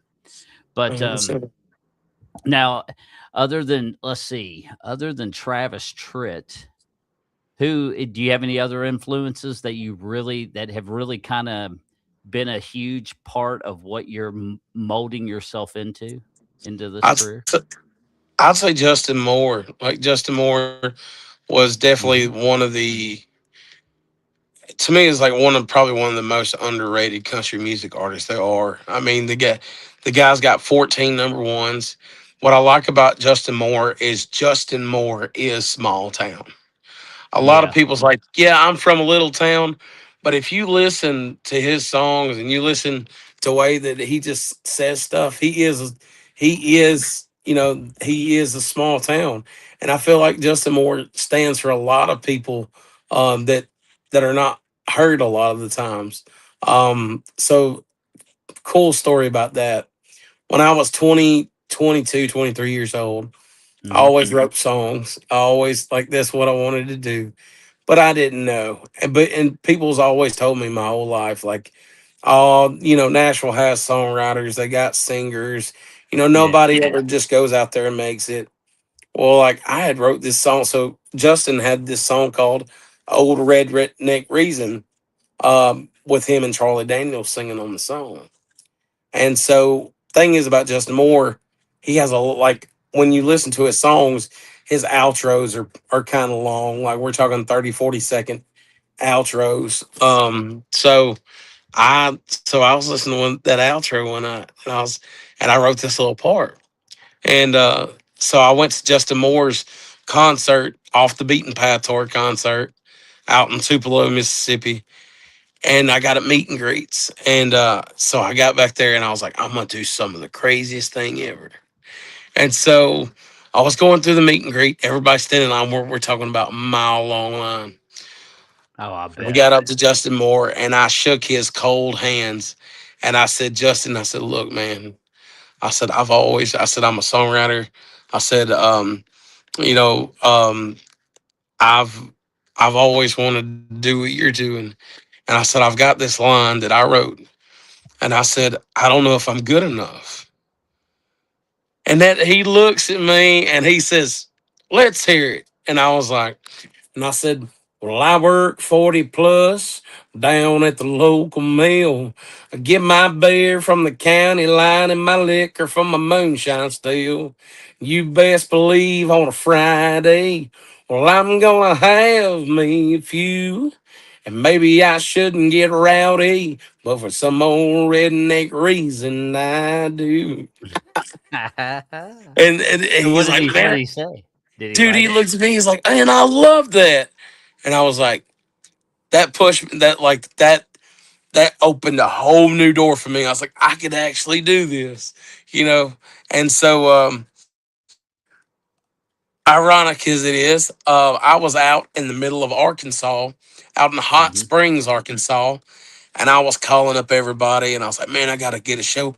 Well, I called up this country club out, and it was right down the road. It's called Malvern in Malvern, Arkansas. And I was calling up everybody, and I was like, yeah. It's like, can I come play? And they were like, yeah. It's like, we'll give you, whatever. And I come up there, and they're giving me $400 to play for 3 hours. And I was like, okay, all right, so we'll do it. So I went out there and I went and started playing. And I was like, I just want to tell everybody, I was like, Justin, like I've always looked up to Justin Moore. It's just one of somebody I've looked up to my whole life. I said, check this song out. And I wrote this song for him. The whole room got real quiet. And I'm playing that song. They were like, I got done. They were like, hell yeah, that's badass, man. And they was like, did you know that Justin is a member of this country club? And Oh, no shit. I was like, no way. I was like, yeah. I was like, get the What's fuck the out of odds of that? dude. I was like, get out of here. And look, so check this out. They were showing me like pictures, like he brought like they. So Justin does a lot of stuff where like his daughter's school and stuff. He does a lot of stuff for like their baseball teams. He bought the school a lawnmower one time. Like he does a lot of stuff for the community. And so him Mhm. and his daughter were coming up there, and they were playing. They did a whole benefit for him, and every time that he has come to that country club, I have missed him every time for 2 years. Oh, damn, And that so sucks. I played up there for 2 years, and his hometown. Check this out. So his hometown is right beside Malvern, Arkansas, called Poen.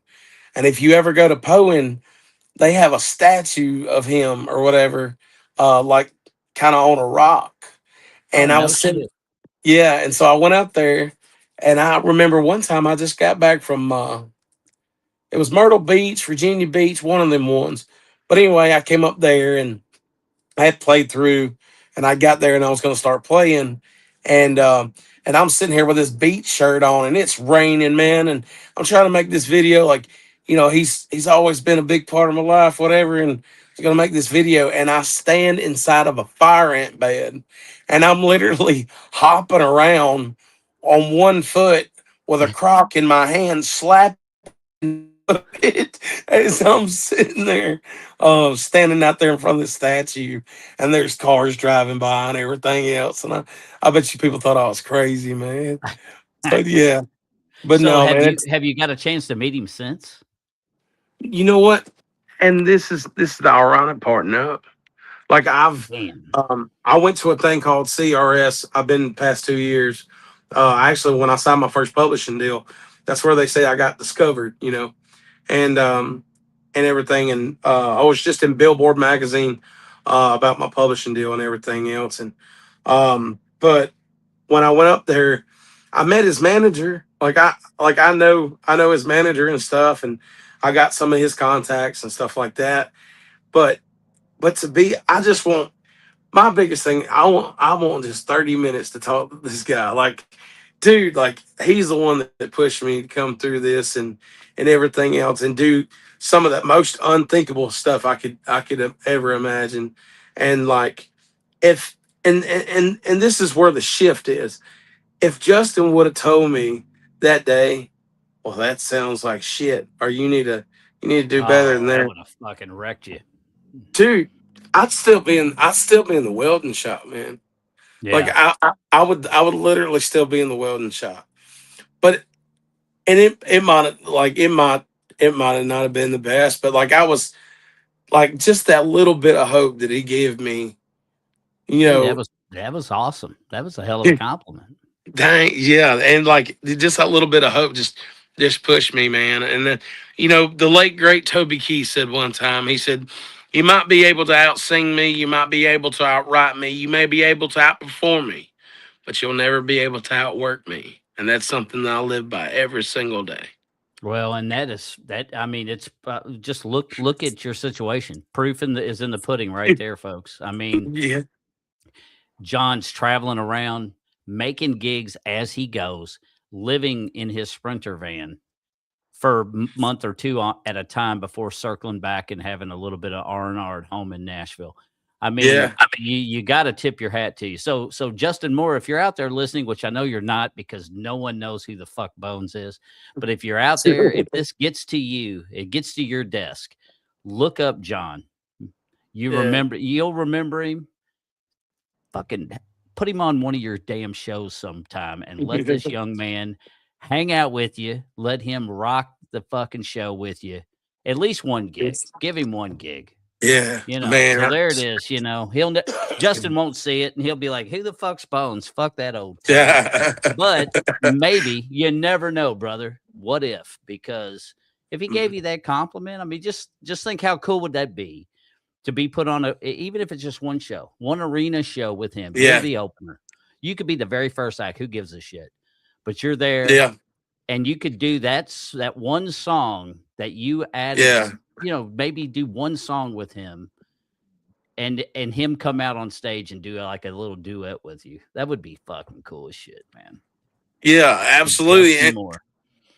And he Well, seems like a cool dude. I mean, every interview I've ever seen, Justin Moore seems like a stand-up guy. Like he definitely I totally can see what you mean by he's kind of the small town hero guy. Yeah, like he's that yeah. small town guy. And there's a lot to be said to me anyway about small town people because Yeah. generally these people are more down to earth. And that's what I love like having you on, and I want to thank you for being on this Oh show man. today. Thanks for taking time out of your day when you could be doing something else that's probably more productive. But thanks for giving me a chance to interview you because I think a lot of these people too, the up and coming, I'm having so much fun doing up and comers because you all are so humble and so genuine. And I just love that. I mean, the people I've met so far, and you included, are just outstanding. So thanks you so much for taking time out of your day to spend with me on this podcast because this Yeah. podcast it's got a long ways to go, but I'm having fun doing it, and so far it seems like we're making traction. So Well, that's a see, good and thing. right, and I appreciate you having me, man. It's always fun to come on and hang out and everything else. And there's a lot of people out there that don't know my story. A lot of people think that I'm just some dude that just drives around the country and plays music. but Yeah, but and there's a lot more to him than that. like I'll tell you this much, and I tell people this all the time, and it wouldn't matter if I had $5 million in my bank account or I've got 5 cents. But it's kind of like this. I'm not this big, rich, fancy, famous guy. I'm not I'm not viral on TikTok every day. But in my hometown, like I'm somebody. I go to Tupelo sometimes, and I'll go eat, and I'll go see the family. I'll go see some of my friends, and I'll sit down at the bar, and that's where I hang out because I got a lot of friends that hang out at the bar. And, Hmm. and there's a place called Mugshots, and if you ever been to Tupelo, go to Mugshots. Probably one of the best hamburgers you ever had in your life. No shit. Crazy I'm gonna hamburgers check that too. out. They've got a peanut butter and jelly burger and a macaroni burger and all kinds of stuff. But anyway, when I go in there, and I sit down, I've had people stop me in the middle of like, man, can I like, dude, you're blowing up, man. Can I get your autograph? Can we get pictures together? Can you tell my niece happy birthday? Can you call my little sister and or whatever? And or will you FaceTime my friend? And here's the thing, and I tell people this all the time. Um, Somebody asked me, does that not bother you? And I'm like, these people, right? These people, those people, they're paying my bills. Yeah. And like, put yourself in their shoes. Hmm. If Hank Williams Jr. or Morgan Wallen or Justin Moore, how would you expect for them to act? And I mean, like, yeah, we do this and everything. I play music, and yeah, I got I have stuff that I like to do, you know, or whatever, and sometimes. people have bubbles. I mean, everybody's got one, but thing is that those guys are listening to my music. They're paying my bills. They're coming to my shows. And I mean, if I would be the guy to come to their house and just work on their fence if they needed help, I'm still the guy that's going to pull over on the side of the road if they're broke down and help them change a flat tire. Because Yeah. that's not only is it the right thing to do, but one of the biggest things that's probably one of the worst things about me. It's not bad, but whatever. But I try to see myself. I try to see the best in everybody. I try to put myself in their shoes, how they, I do and too. yeah, and people take advantage of that. But you know what? I've also learned too that not to let the bad apples affect your day, or affect the way you act towards other people. Hmm. Because one of these days you might be in the same mood as they are, but you might need just as much as help as the next person. Yeah. And And I so can it, get that. I mean, I could only fathom that it could get frustrating at times, I guess, because especially if you're just like you say, sometimes we're human. We're in an off mood and it's just like, oh, I really don't feel like talking to anybody today. right. But you sound very much like Billy Bob Thornton. And Billy Bob Thornton, I watched an interview with him one time, and they kind of asked a similar question. They were like, hey, how do you feel about people coming up? And he's like, uh, he goes, I love it. And they're like, well, don't you get tired of it? And he's like, yeah, but he said, but the big thing is these people put my kids through college. He's like, these people gave me the opportunity to do what I'm doing. He goes, I owe them everything. And he's Yeah. right, because without him, I mean, he would be no different than anybody else. He would work a 9 to 5 job or whatever, and so it's cool that you got that humble abode about you, because you sound very similar, but you're gonna be something someday too. I mean, you've got a lot of talent, and that's why I tell people all the time. I said, man, these podcasts, it's cool because the up and comers I get the opportunity to interview, because most of them have enough time on their hands, or they're like, yeah, fuck it, why not? Why not be on this guy's no name fucking podcast? Because but my podcast, it may not ever become anything, but it could. But on the Yeah. same token, I'm getting a chance to talk to you, and I'm helping you introduce you to people who may not know who you are, and you may be their next Toby Keith. You Yeah. may be their next Travis Tritt. And just, I mean, how cool would it to be once you do break free and you're so big, you're like, Bones who? It's like, No. it's like, but the cool thing is I can be like, yeah, I got to interview him when he was starting his propulsion up. And I got the opportunity to sit and talk to him for almost 2 hours now. And so I'm very privileged to have the opportunity to be able to speak to you. And I'm really blessed that you took time out of your day to give me a shout and give me a chance and to be on this show. And, hopefully as things grow, um, more and more exposure comes out of it. And the way I see it is, if you pick up just one follower from this show, then that was a win. That's the way Absolutely. I look at it. So, Yeah. but very much love and respect to you, especially with the way you're doing it, man. I tell you what, it takes a lot of cojones to do what you're doing, especially doing it alone, um, and wearing all those hats. It's got to be exhausting.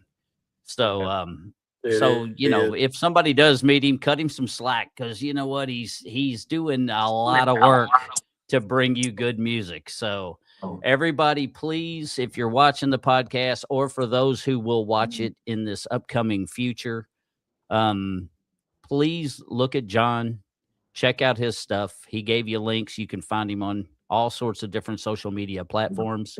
I'm assuming you're on Spotify, Apple Music, all that good jazz too. I am.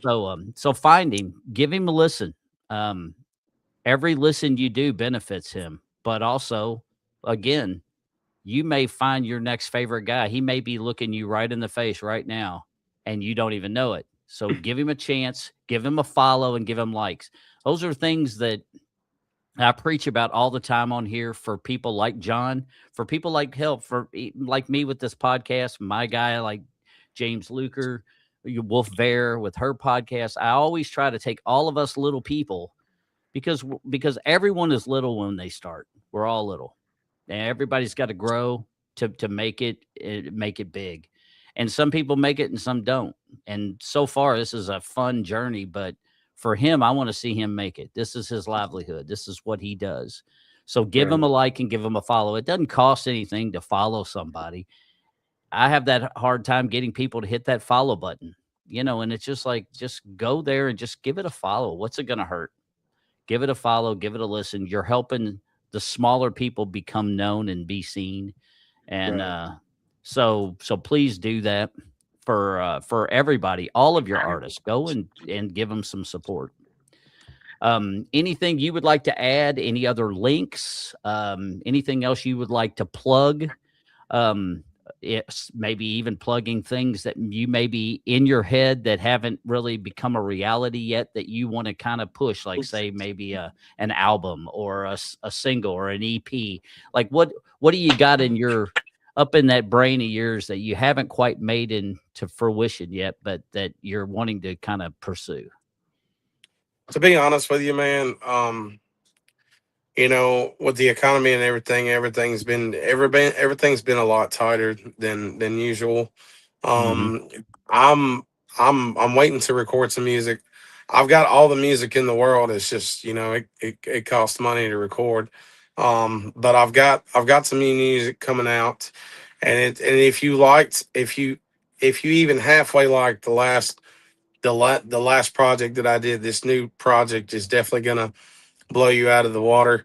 Um, but I would say this, as far as a person, as far as an artist, as far as a songwriter, I just bring that day to day life stories and maybe up and some songs even uplifting. Hmm. I don't say this enough, and I know it's kind of funny, but I never I could have dementia today, and I've never forget Colt Ford because when when Waffle House first come out, I went through my first heartbreak. And I was like 17, 18 years old. And I heard Waffle House for the first time. And that is like one of very few songs that I've ever listened to where I was just like, I'm not even mad no more. Like I'm not even hurt no more. I listened to that song again and I'm like, I'm doing better now. And No that's shit. yeah, so That's that's the kind. powerful. That's a Yeah. powerful song right there. And so that's what I want to bring to the table. And I do also touch base on like mental health and stuff like that. Hmm. Because I tell people all the time, anxiety, doubt, fear, worry, um, it's a big issue right now. Yeah. But it doesn't define who you are. No. That And amen. Amen. so, Amen. and so I've got that's kind of a plug for a new song that I've got that I'm going to be putting out too. It's called "Define Me," but it just pretty much talks about your day to day life, like that for mental awareness. It doesn't define who you are. That you can power through anything. And then and everything. And one more thing that I do want to say, I want to thank you for having me on here. I really appreciate it, man, to giving us giving independent artists opportunity to come up here and come hang out with you and come talk and whatever. And I appreciate everybody else that came up in here.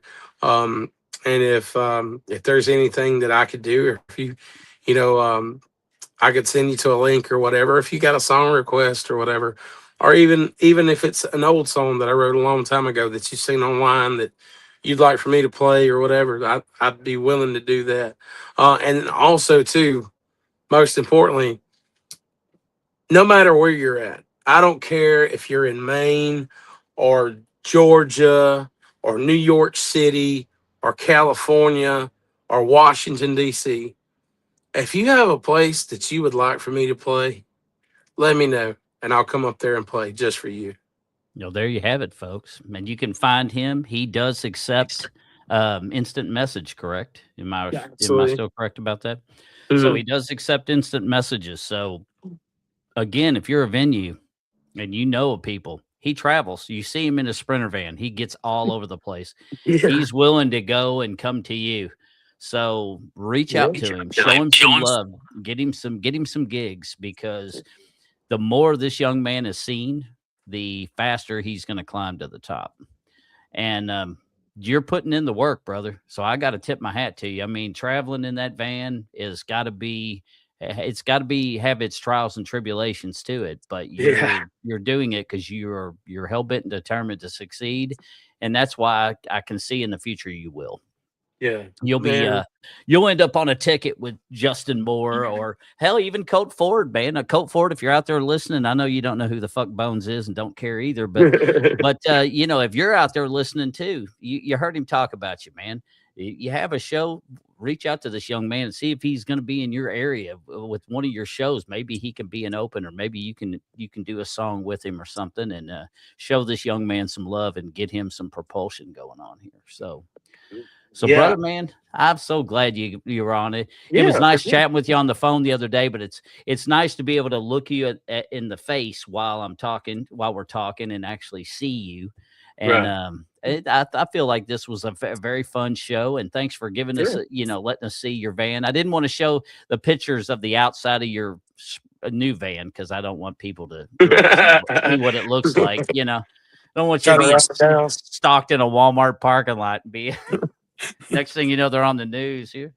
Country singer sensation John Major was accosted in a Walmart parking lot, and while he was in his Sprinter van, I didn't want any of that. So, Yeah, I ain't got no but cream pies, but I ain't got no free candy or cream pies, but I got all the songs you want. there you go. And he has written a plethora of songs, as you all have Yeah. heard. Uh, So, well, I guess that's about the 2 hour mark. I guess we'll go ahead and get ready and wrap this episode up. That way, he's got to get back to work yeah. put on yet another fucking hat and start doing some, try to figure out where he's going to make that next stop or two while he's here near me here in Louisville. He's in Richmond, Kentucky. So I'm not exactly sure where he may or may not get picked up, but keep an eye on his site if you're in this proximity, because you never know. He may land a quick gig for this weekend, say, and he Yeah. may end up, who knows where he could end up in the state of Kentucky. He may be near you. And if he is, if you ain't got nothing going on, go check this young man out. You will not be disappointed. So, John, fucking pleasure, bro. Dude, thank It you was so much. really I nice, appreciate really that. nice. If you ever want to be back on again, especially in the future, who knows, man? Absolutely. You may drop an album, you may end up doing a video, whatever. If you want to show it, um, feel free to let me know. Because I mean, hell, we can either redo an episode like this, we could put you on Wolf's show as well. Um, we like to feed off each other to help with numbers. So, like, Yeah. she's been in the room pretty much the whole time That's before her awesome. interview, so she didn't get to be a part of it this time. However, I guarantee you, she still kind of even sent it to her side, so you have extra people that are seeing this besides just the small numbers that I have. But every Yeah. day we are growing our numbers a little bit bigger and bigger. So, again, everybody, please check out John Major. Um, he's going to be traveling all over. So we're not going to tell you what a Sprinter van looks like, but he may end up in a town near you. So, so definitely check that young man out. And again, brother, it was great. It was great talking to you, Absolutely. and I really appreciate you giving me the time of day to take 2 hours out of your busy schedule to talk with everybody. I really appreciate it. Well, I thank you for having me, man. It's been a lot of fun, and like I said, a lot of these stories that I told you, especially like the like the kangaroo and all that other stuff. There's a lot of stories that people don't know. So it was cool to get on here and kind of share that out. And I'm trying to get better at learning how to do this stuff so I can do stuff. So looking at your stuff to try to make for interesting shows. So, but the Joey one, I definitely was like, I saw that picture and I was like, yep, I gotta ask him what's going on about that. And I think we just lost him again. So we've had definitely had a little bit of some problems. It's probably where he's at, or living inside of his, his uh whatever you call those big ass vans. But sometimes I think reception can be a huge issue. Now I don't know if he'll be back now that we were getting ready to wrap up or not, but we'll see. And we'll see if he comes back in. But until then, if not, remember, give likes, give follows to all your favorite people that are up and comers. The up and comers need this. We all need it. So give them a like, give them a follow. Um, Following numbers. There's John. He's back. There we go. Man, I I'm know. sorry. Every Ed's time idiot. somebody calls me, Well, oh, there you go. I It shows reject the how call, busy. and yeah. Every time somebody calls me, like I reject the call, and then it like it won't go back. And then earlier when it went out the last time, I was sitting there in the driver's seat, and my phone had done got pretty hot because it's over there in front of the window, Oh and it yeah. was yeah. So I'm so sorry about that. No, no, no. It's all fine. Dude, that's the glory about the Unfiltered podcast, man, is, I don't edit shit because I don't know how to yet. So Yeah, it's live. It is what it is. If people don't like organic and that there's problems, then change the channel. That's fine. yeah, right. It doesn't make no difference to me. You That's know, right. we want people in here that want to be in, and if you don't want to be in, well, then hey, do you? We'll do us. So Right. it's fine. But anyway, I was telling everybody to please look for you.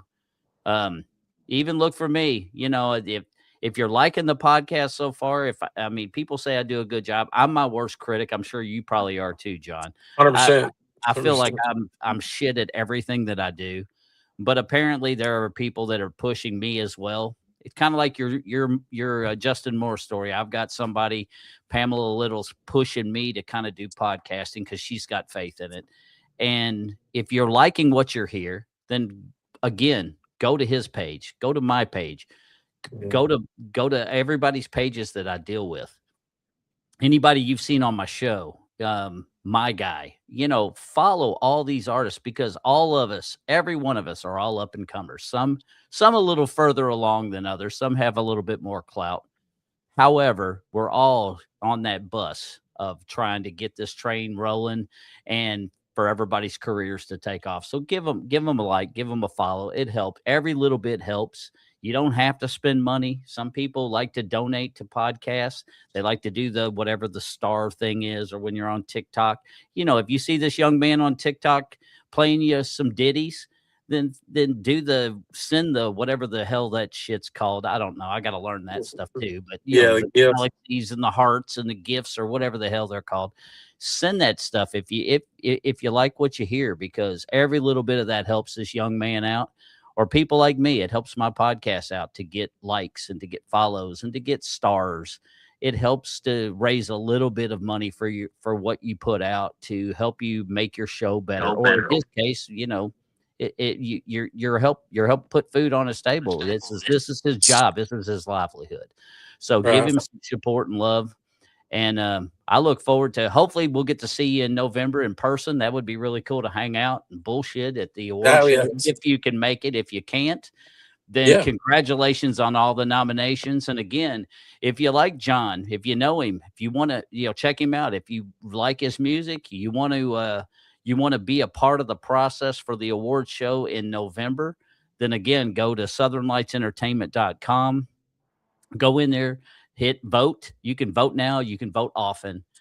This is all fan voting based, so there's no judges. It's all about how many times the fans vote, and we'll tally all voting. Will end, and you can vote every day for this young man if you want to, but every day is up until sometime in September. Then we're going to cut it off. We're going to have to tally all the votes, and then November 14th of 2026 is where we'll be when we are at the Oak Grove Theater in Oak Grove, Tennessee, is when you're going to find out, did this young man win any of the many awards that he's he's up for. And just to say it one more time before we get off the air here, just to let you know, for our award show, he's up for Songwriter of the Year for Backwoods Outlaw song. He's up for Song of the Year, which also is for the same song, Backwoods Outlaw. He solo male artist of the year and rising star. So he was nominated for a lot of things. So go check him out. Vote now, vote often, vote for your other favorites. Whoever you like, vote for these people because they all deserve recognition too. So definitely show them some love. And John, you be careful on the road. Good luck Hey, with thanks, man. landing your gigs while you're here near Louisville. And fuck, man, you're here near Louisville. While you're coming through, they just did Thunder over Louisville here. Yeah, what was it? Saturday. Okay. So we started our 2 weeks of Derby festivities. That shit goes Wow. on all the way up through Derby. So if you happen to stop in Louisville, you never know. There may be some events or some shit going on that may show of interest to you. Or check out the damn track. It's a cool place. So the Kentucky Derby is a really historic, really cool place if you've never been. So, but other than that, I guess we'll sign off for now. John, you be safe, my brother.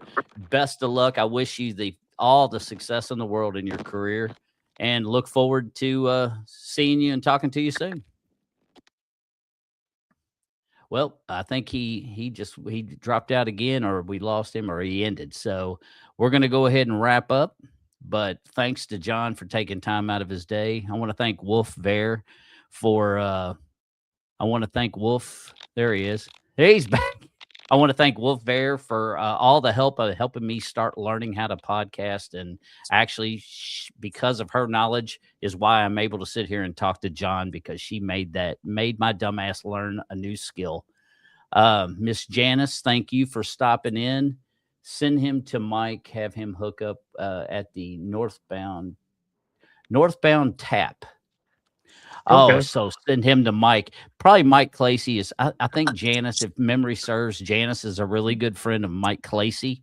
You probably know who Mike Clacy is, but he is out of Washington and does a lot of stuff at like Ponderosa and in Yeah. Portland, Oregon, and whatnot.